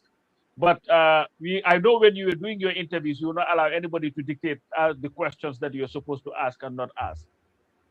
So I was told that this was an open forum. I'm glad the brother called her out, because she wants to control what questions can or cannot be asked. She thinks this is her channel. This is just, that dictatorship. She acts like the Wakandan. Like if you come on their channel, they control what you can ask, what you cannot ask. So she has that controlling personality. She thinks by shutting people down, that means, the truth won't come out. This is not that type of party. Allow the man to ask the MP here. Allow him to ask the MP. We want to know. We want answers. Just allow the man to talk to him. This is just a friendly conversation, not a major. Just allow this to happen. No problem. No, it is. As far as I'm concerned, it's an open forum. No, it is an open forum, but so that we can have that dialogue. You think that we're naive? Because you proposed something to Marong, and you proposed something, and Musa Jane asked him about us being. I asked him, right? I was born in the UK. Yeah, I attended university. Okay, I've done courses. I'm educated. I'm lived. I'm 50 years old. Look, Juliet, many people have gone to the 13th and 14th grade. Even myself here behind the microphone, I have been to the 13th and 14th grade. What's that have to do with this conversation? Okay? That doesn't make you smart. That didn't make me the smartest man around. But I have attended the 14th and the 13th grade, believe it or not. I have. So what is she talking about? Do you think that we're stupid and naive? Because this is how it sounds like we're babies, and we're not. And we're not being utilized for anyone's political agenda. We are Pan-Africanists. I told you that from the beginning. And no one is using our brother Usman Toure either. If you are a passionate Pan-Africanist. Did you guys see? Nobody in the panel there said that, right? But why did she bring his name up and say, oh no, nobody is using him either? Ma'am, you don't even understand how the political game works in the Gambia. How do you know you are not being used? How do you know this? A man that all the names that you're spouting out, thinking they're on your side, they voted against that very draft you are talking about. What does that tell you? Why are they befriending you? Why? They are going to tell you everything you want to hear. So if you have to announce that you've been to university, that tells me that university, education did not help. Okay? Obviously, when you open your mouth, we can see that it didn't help. So we'll allow her to spew more of her nonsense here. Africanist, and I am a passionate Pan-Africanist, and we have the same. She's a passionate Pan-Africanist. Sure. ideology, whether it's the president, whether it's Honorable Marong, whether it's Honorable Sahu, who's not here at the moment, whether it's Honorable Honorable Samusa, whether it's Honorable Khalifa Salah. The one thing that we all have in common is Hey guys, look at the face of these people, right? They're trying so hard not to laugh.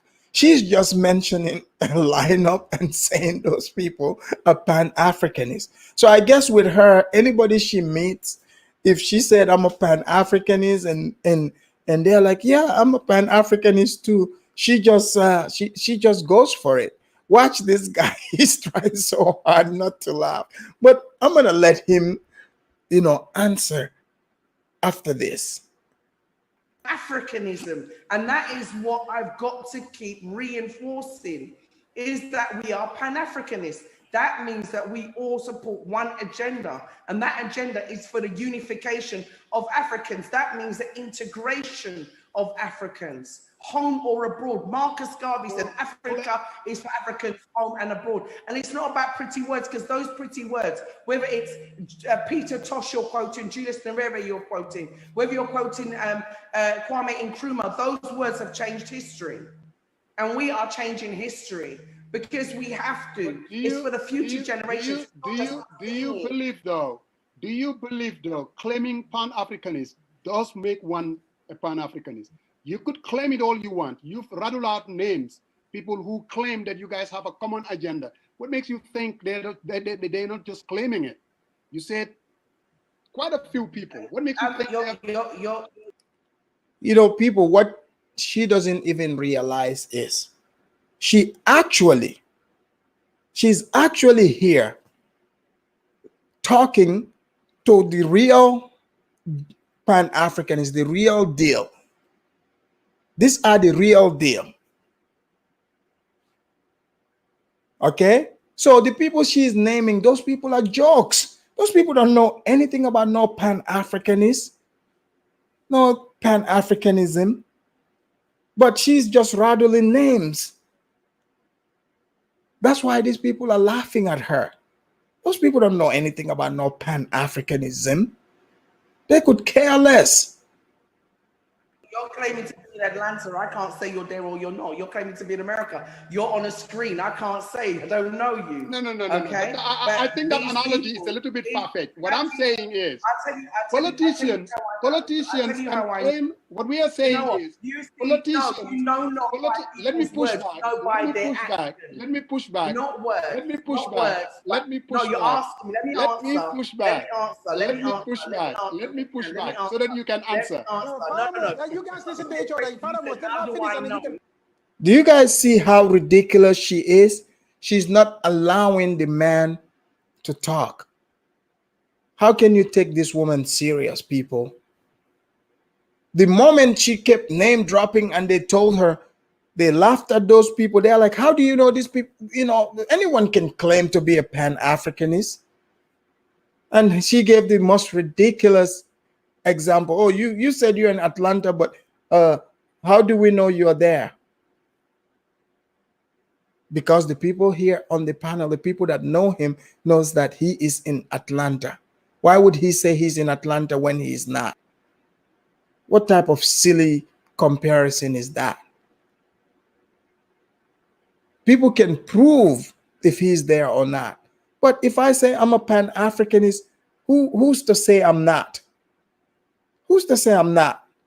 Come on now. Come in. Let her finish and then you can come in furthermore. Just let her How do I know? Yeah. You're asking me, how do I know? Yeah. Let me be forthright and tell you how I know. My father told me, you know not a man by his words, but by his deeds. That's how I know. I know not by words, but by their deeds. And their deeds have been honorable, and they have delivered and are still delivering. Okay, and they are there, whether it's at the transatlantic symposium or whether, and it's not just words. That's what I'm saying. Why don't you ask me, what have they done, Julia? What have they done, Yannick? No, what I mean what is, have they done, Hattie? But I don't think you've heard my question. I said, you rattle out names like Majanko Samusa and then Mr. Maron himself. So what I'm saying is, and then you said you are 50 years old, and then you went to university, you cannot be used. But what I'm saying is, some of these folks, what makes you think they are not only claiming to be Pan-Africanists to exploit that agenda to use you? What makes you think that they're just claiming it? What makes you think that they're Pan-Africanists? What does it take one to be a Pan-Africanist? I mean, I could sit here and say, I'm a Pan-Africanist by claiming it. Sorry, to use us for what, brother? I'm sorry?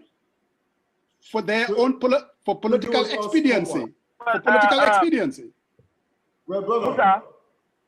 Musa. Hello. Sorry, did Oh, Slayer Gem, they are not, these guys here are not politicians. These guys are mostly political activists, and also they talk about, you know, the laws in the Gambia, and they expose the corruption and the misdeeds of the government. That's what their program is about. It's called For the People, by the People.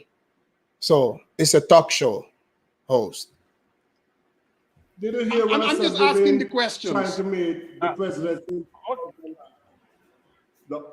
Musa. What I'm saying, 2019, right? When we had our first interview with Honorable Halifa Saleh, we were saying good things about him, and nobody aligned it with our politics. Yes. We had him on our channel, and we've been saying very good things about him.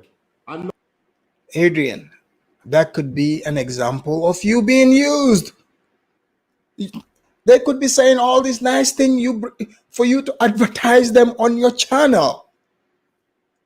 But since you're so caught up in your feelings, you know, you don't understand what politicians use people for. You don't understand that. But this man here, these guys are pros. They know these Gambian politicians. That is their specialty, to focus on these people and their deeds. You are naming people that they know 100% not to be Pan-Africanists. But you keep trying to argue with them that they are Pan-Africanists. Guys, you see how this Pan-Africanist thing is a joke? Because anybody can claim it. How are you going to prove otherwise?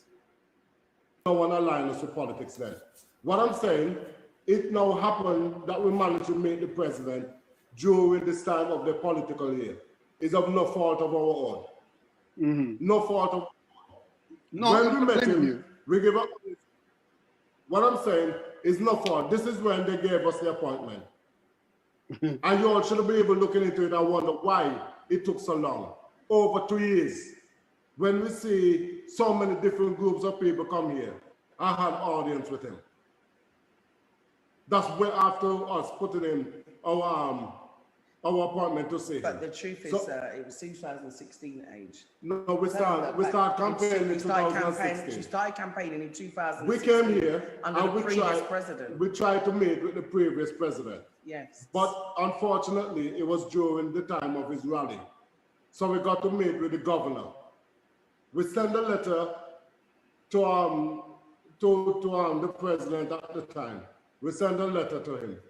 But it wasn't convenient for him to meet with us because of the rally or whatever. And that's the biggest Pan-Africanist. He claimed to be the biggest Pan-Africanist. Jammeh himself. That's why no, we... I think going to him. I don't want to. I don't want to go into him. Okay, you guys see Adrian is like an angry little female. So anybody they say, he's like, oh, I don't want to go into him. The man stands corrected. You are naming names, and when they point out who they really are, you're like, I don't want to go into him. Yeah, you wanted to meet the president, previous one. The man is laughing, he's telling you, yeah, the biggest Pan-Africanist himself. That guy claims to be a Pan-Africanist himself. He's the biggest proponent of all the names they've rattled here. Among those names, that guy, Yahya Jammeh, he's the one that I myself have heard openly claiming to be the biggest Pan-Africanist.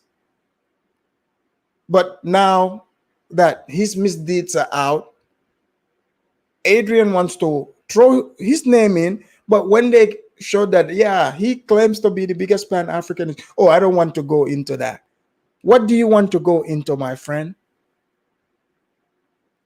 What, you just want to shame Gambians into accepting your agenda? That's not how it works, man.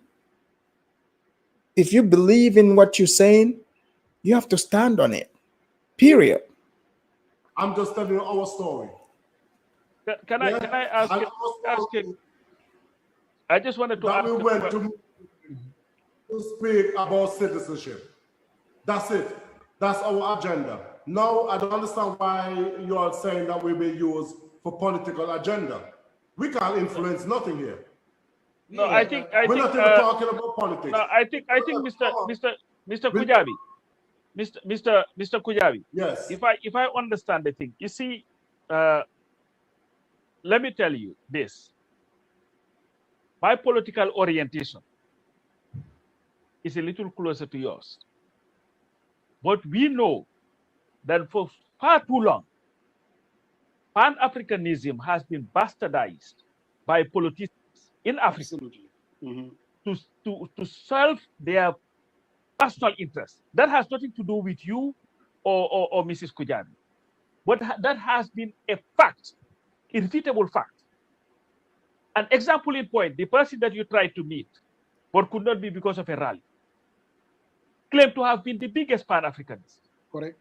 But when he wanted a home, a nice home to buy, he ran to Potomac and bought a $3.5 million mansion.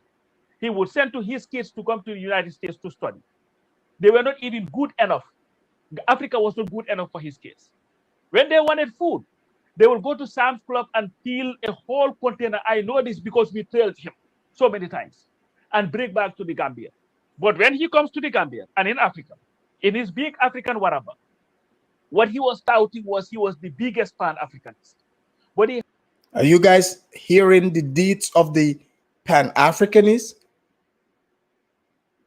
What he's saying is Jammeh is such a Pan-Africanist, right? When he wanted to buy a home from the money that he stole from the Gambia, he came to Virginia, United States, in Potomac, and bought his home there. Almost $3 million. His children, they come to the United States for education. Their treatment, all of that, United States. Even the food that he eats have to come from the United States. But he's a Pan-Africanist. When he goes to Africa, he's the biggest Pan-Africanist. Yes, Mimi, $3.5 million home. So they don't know that they are in the lion's den. This is the job of the Pan-Africanist. Let's just even look at the lower level Pan-Africanists, people like even Dr. Umar, Tariq Nasheed, and just to name a few that we know even on the internet. Go look at some of the ones that even claim to be Pan-Africanists. They always gotta be at the top. You see them with their colorful shirts here. For some reason, the Pan-Africanists, they all have that in common. They have to dress extravagantly. Go look at the picture of Jammeh. I'll show you his picture here real quick for you guys to see. I'll show you real quick.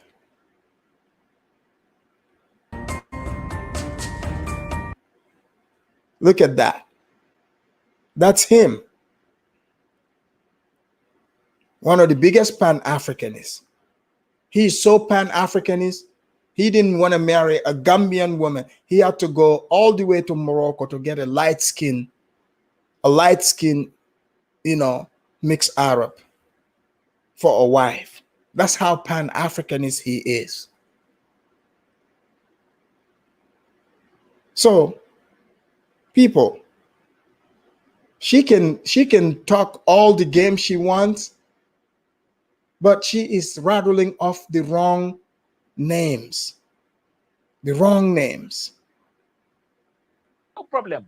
Slaughtering 41 Ghanaians who were trying to pass through the Gambia. That is the case. That is not to say you are but naive. hello. But, yeah, hello. no, understand the thing. You see, let me tell you this.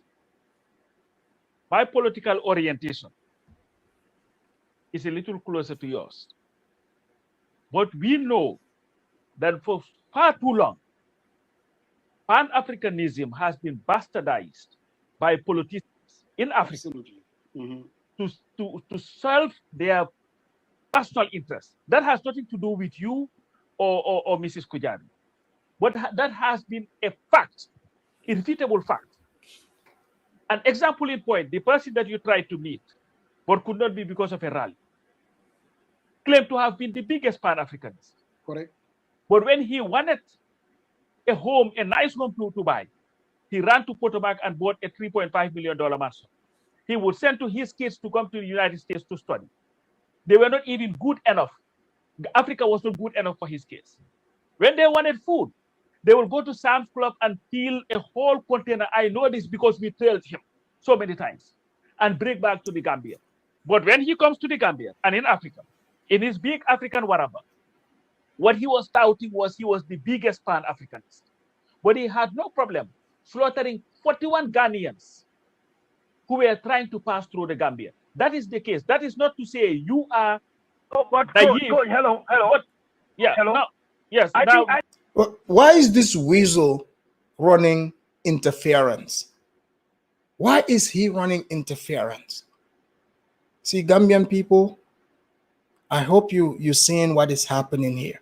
This guy is an MP, honorable, quote unquote, honorable Marong. Okay? Remember this guy's name. Remember his name and his face. Look at the type of game this man is playing. This man doesn't respect Gambians, doesn't respect the Gambian law, the constitution, the will of the people. He thinks two people's idea should take center stage over what the majority thinks or what the majority wants. All in the name of Pan-Africanism. This guy here, he's pretending to be a Pan-Africanist too, believe it or not. Believe it or not. This is actually a good day. Ladies and gentlemen, you know, guys, remember from the beginning of September, I've been celebrating my birthday, but today is my actual birthday. Just to remind you guys, today is my actual birthday. So today is a good day for me to do this analysis of this video right here. You're welcome. I think we're not talking about what we are discussing about, and what you guys are talking about is totally different. No, okay? no. Mr. It's not. It's putting the same ground. Mr. Marong, these are not your standing orders.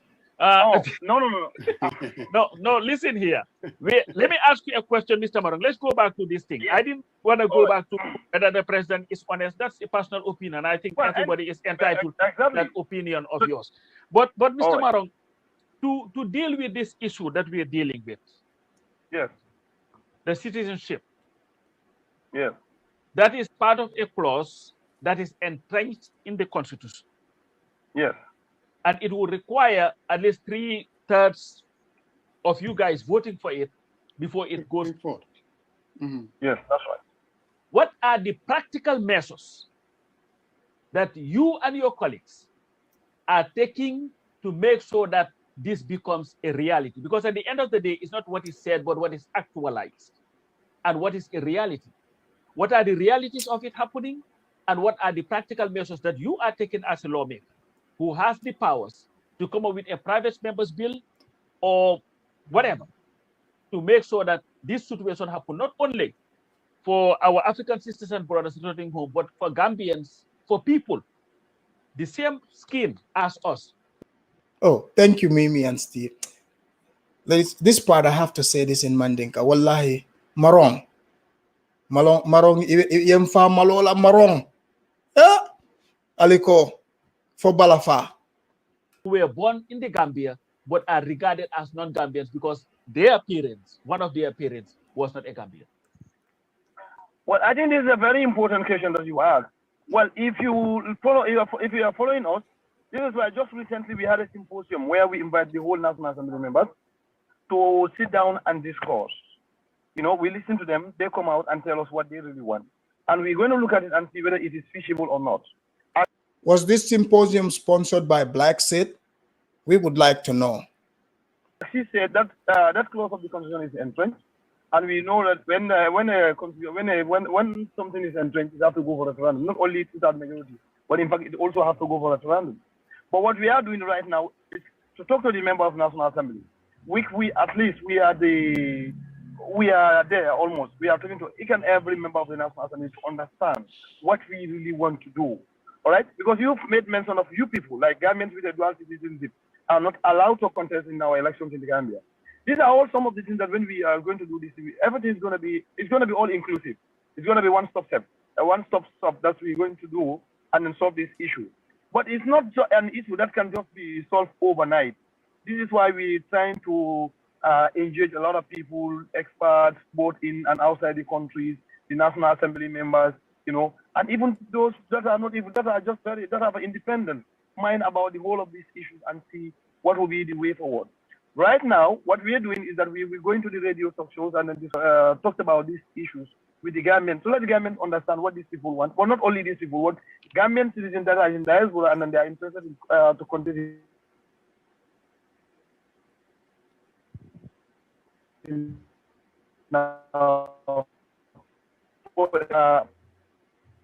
I'm sorry, I'm using my phone. Those who are interested to contest in local government election, National Assembly, and then even the presidential election, because we see that the 1997 Constitution, there's a section that is not favorable to them.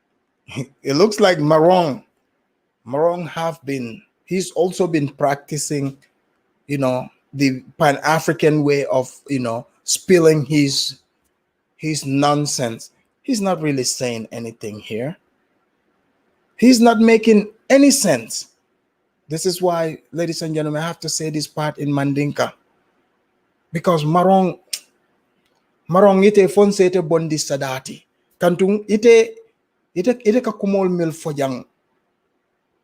Abe fa malo. Amalo warta. Mo mil fonka karte faite. Nendirola mo moliat.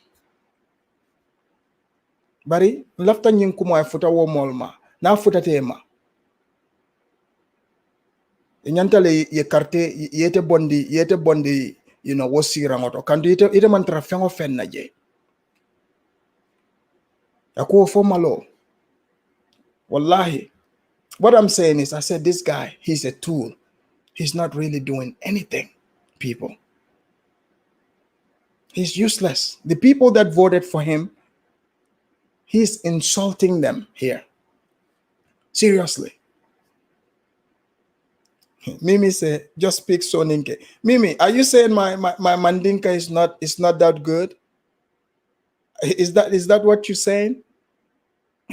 So it's like we are sitting down, we're doing a proper study of the whole issues and when we want to see how we can address the issue.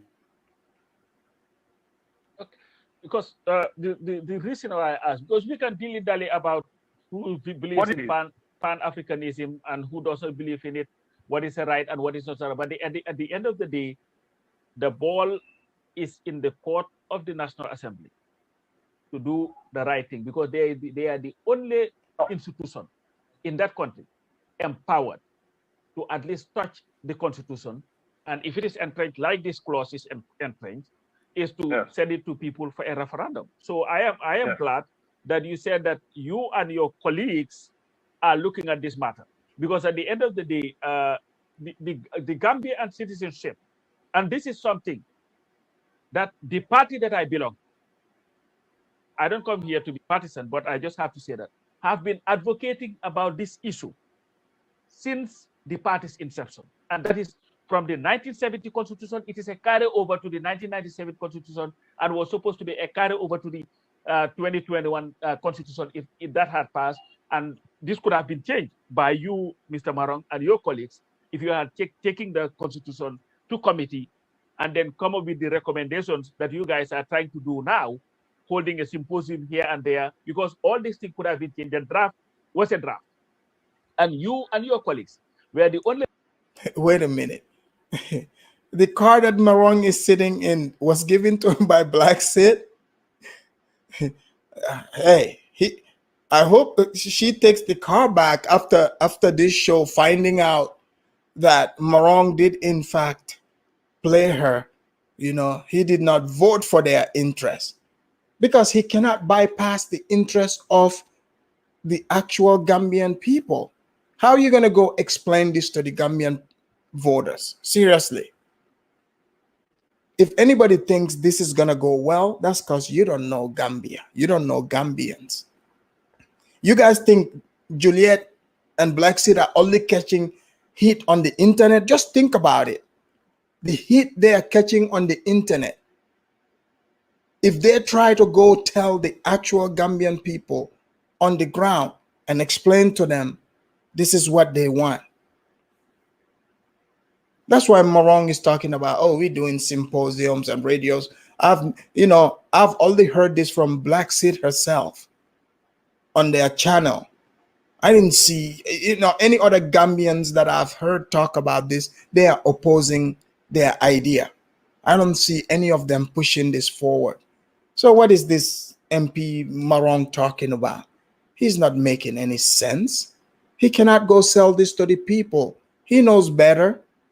So, if Juliet, if it's true that she's the one that gave him the car, I hope she gave it as just, friendship, as a token of friendship, because, they are all Pan-Africanists. Maybe that's why she did it. But as far as getting him to do exactly what she wants, I don't see that happening. I mean, who knows? But it doesn't look good. That's all I'm saying. People had the powers who could have gone in there and said, you know what? We are changing the citizenship clause and make the recommendations like this. But of course, you did not give that a chance. You did not even allow it to go. We did not give that draft a chance because the draft was political drafted. That's why we didn't give it a chance. You are political. No, political. No. Come on now. Some sentences we are taking. No, that one. You guys see, with these people, they like to say, "Oh, I'm not political." I think Marong was the one that taught, Adrian and Juliet that, oh, when you go to the show, please, if they try to say we are being political, tell them we are not political. Like this guy's sitting here with straight face saying, they are not being political. Are you serious? Let's hear how he's gonna get grilled. There's no way. You know what? We'll have to bring you back here, Mr. Marong, to talk about that. No. Come on. Yeah. The only reason that draft did not even pass or did not even see the light of day. The retroactivity of the term. Hold on, guys. We are venturing into a whole different conversation. We can have it's all part of it. It's all part of it, though. It's part of it. It's all part of it. I'm telling you. I don't mind. She said, and I put a point in that. There is no finger pointing. No. There's no he said, she said. Everything we said here is based on record. Come on. Coach, what I'm trying to tell you is that at the end of the day, we will have another day to discuss that constitution and how it's politically motivated and all that. No, Banker, you cannot discuss the citizenship of that Mr. and Mrs. Kujabi are talking about without talking to constitution. That's a fact. Irrefutable. You cannot just tell the congregants the facts and you expect them to say no. I agree with what you're saying, but what I'm trying to tell you is that it's simply this. The issue of these folks, their citizenship in the constitution and what it not being there, and the constitution being used as a political football is a whole different ball game. If we are going to get into that, it's going to get us into a conversation that is not going to get us where we need to be in this conversation right here. No, listen to I me. disagree. You saw that with your own eyes, the way Maro reacted, and it's going to be unproductive. Look, Listen, we cannot. If you think that this conversation is going to be a walk in the park, let's have the difficult conversation if you want to move forward. Nobody said that. What I'm trying to tell you is that the conversation will have another day where we can invite Marong here and then discuss those how the constitution was politicalized to a point where exactly. Sorry, Marong. I said that's okay with me. I can, I can talk you more than, and that's what I want. More than how many clauses that are all politically drafted. That's why it was rejected. Exactly. No, hold on. We will have another day here to delve into the constitution and how you guys, because I agree with one thing that Coach said, and that is the way you guys behave on that constitution was all political. But that's a whole different ballgame from this citizenship issue right here. This one should have been in the draft, and it was not in the draft in the first place. It was not even there. And guess what, Banker? And guess what? Guess what? They could have put it there. Marong and his colleagues could have put it there. And guess what? The drafters could have put it in there. But you know what? The people did not want it. That's what they said. They said, look, we went all around the country. So the bottom line is Marong played Blaxit.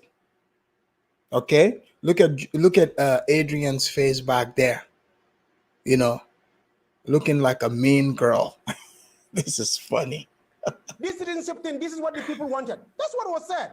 So let's not, what I'm saying is, the whole politicalization of that thing and how these people, parliamentarians behave, I totally agree with that. We'll have a debate on that on another day. And so, Marong, I hope you'll be here so we can grill you on that. Because the way you guys was unacceptable. But that's a whole different story. Ladies and gentlemen, another 2 hours. You guys see, if I had tried to continue this from the earlier show, straight up, it would have been a 4-hour show.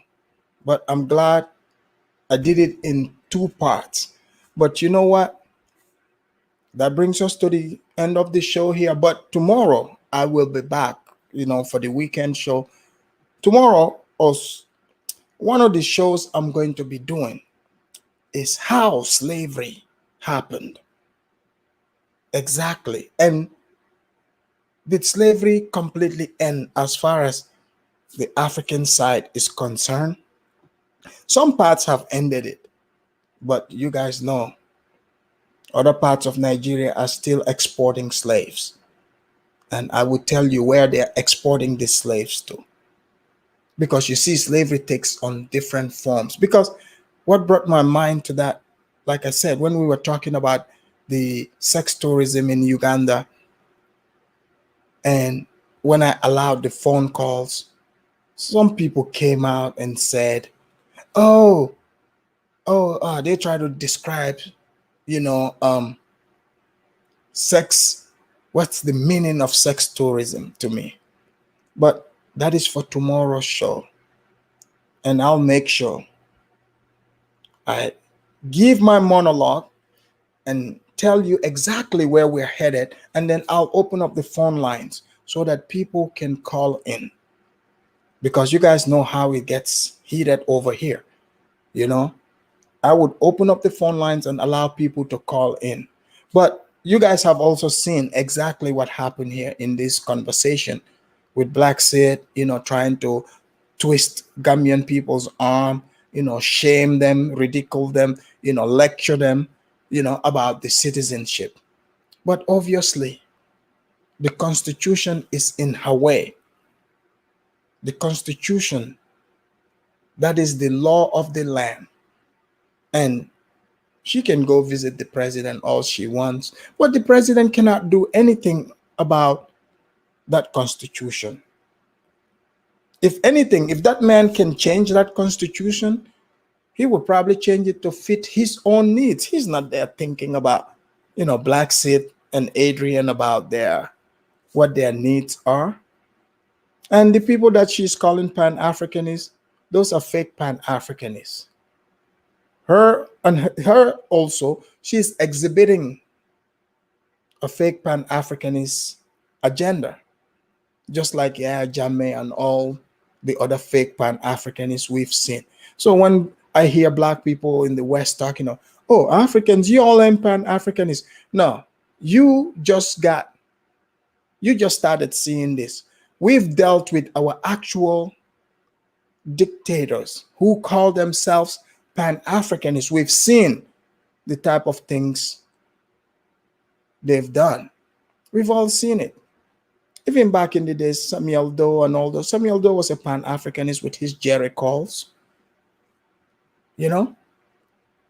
Kwame Nkrumah, the biggest Pan-Africanist. Didn't they chase him out of Ghana? Because he was trying to, control the entire thing, change Ghana into a one-party state. Because he doesn't think anybody else is qualified to run the country but him. That's the trait of your typical Pan-Africanist. You got Sani Abacha. Exactly. Thanks for reminding me. Sani Abacha stole billions out of Nigeria. I can keep going on and on and on. There's plenty of them. So please miss us with this Pan-Africanist talk, people. And yeah, that's what it is. People, this is funny. I saw in my the first show I did earlier today, I went back and read the comments. There's some fake Indians that are upset that my DNA came out and I'm 40%, Blackfoot Indian. And they are very mad about this, as if I have control over what my DNA says.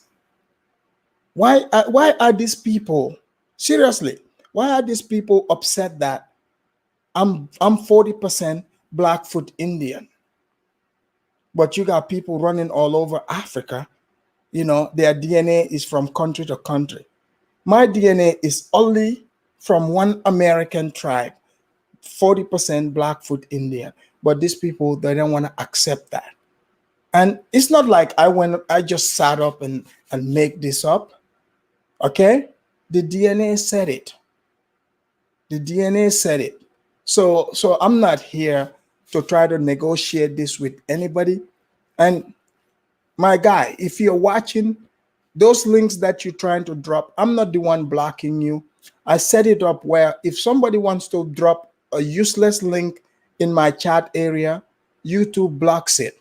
YouTube knew all that useless videos you want to send me of those so-called Black Indians.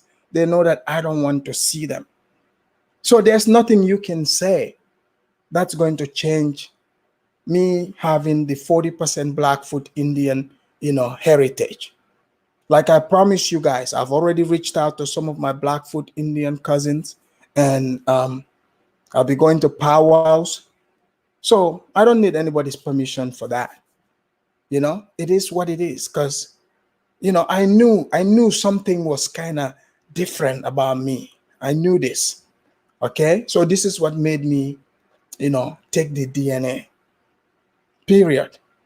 So it's not up for debate. I don't know why anybody would want to come and debate me about my own heritage, my own DNA test. I don't understand this. They want me to be ashamed of my 40% Blackfoot Indian heritage. I'm not going to do that, people. I am not about to, denounce my St. James, I think I might be related to some Lakotas. Maybe my great-great-grandma, she might be a Lakota, but I will know this when I go to the powwow, to, when I discuss this with some of my, I've reached out, I've found some online. So when I get to these powwows, I'll make sure I take videos, and, for some of you that are confused, you're going to see this. So these people that are talking on the internet saying, sir, you are not 40% Blackfoot Indian. You think I care about what you gotta say? I'm not the one saying this. Okay. I'm not and saying, oh, you gotta post your DNA. I don't have to post it. Why do I have to post it? Isn't it enough for me to just tell you about this? Huh? Isn't it enough? But you see what these people are doing here? People can just run around and do their DNA test and say, oh, I'm from X, Y, and Z, and it's fine. It's fine. But now, when my DNA test came out and said exactly what I am, the vitriol, the hate, as if I just woke up and made myself, you know, a Blackfoot Indian. You know, as if I just woke up and made myself a Blackfoot Indian. That's not how it works. It's not like I went to the place and wrote to the DNA people and say, oh, can you make me a Blackfoot Indian? Unless if you're telling me that's what you did on your DNA test, but that's not what I did. So that's where we are at, ladies and gentlemen. So for those who were fighting in the chat area earlier on, you know, confused about it. No, sir, the one that said no credibility here, and you're posting those crazy, you know, crazy guys talking about their Indians. Where's their proof? Where's their proof? They don't have proof like I do. So it is what it is. So, ladies and gentlemen, that's gonna bring us to the end of today's show.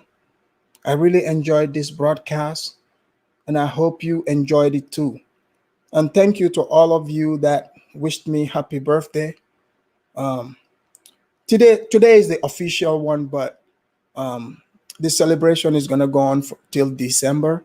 So don't be surprised when I tell you again, you know, my birthday is still going on. So because I know some are gonna be like, didn't you celebrate your birthday the other day?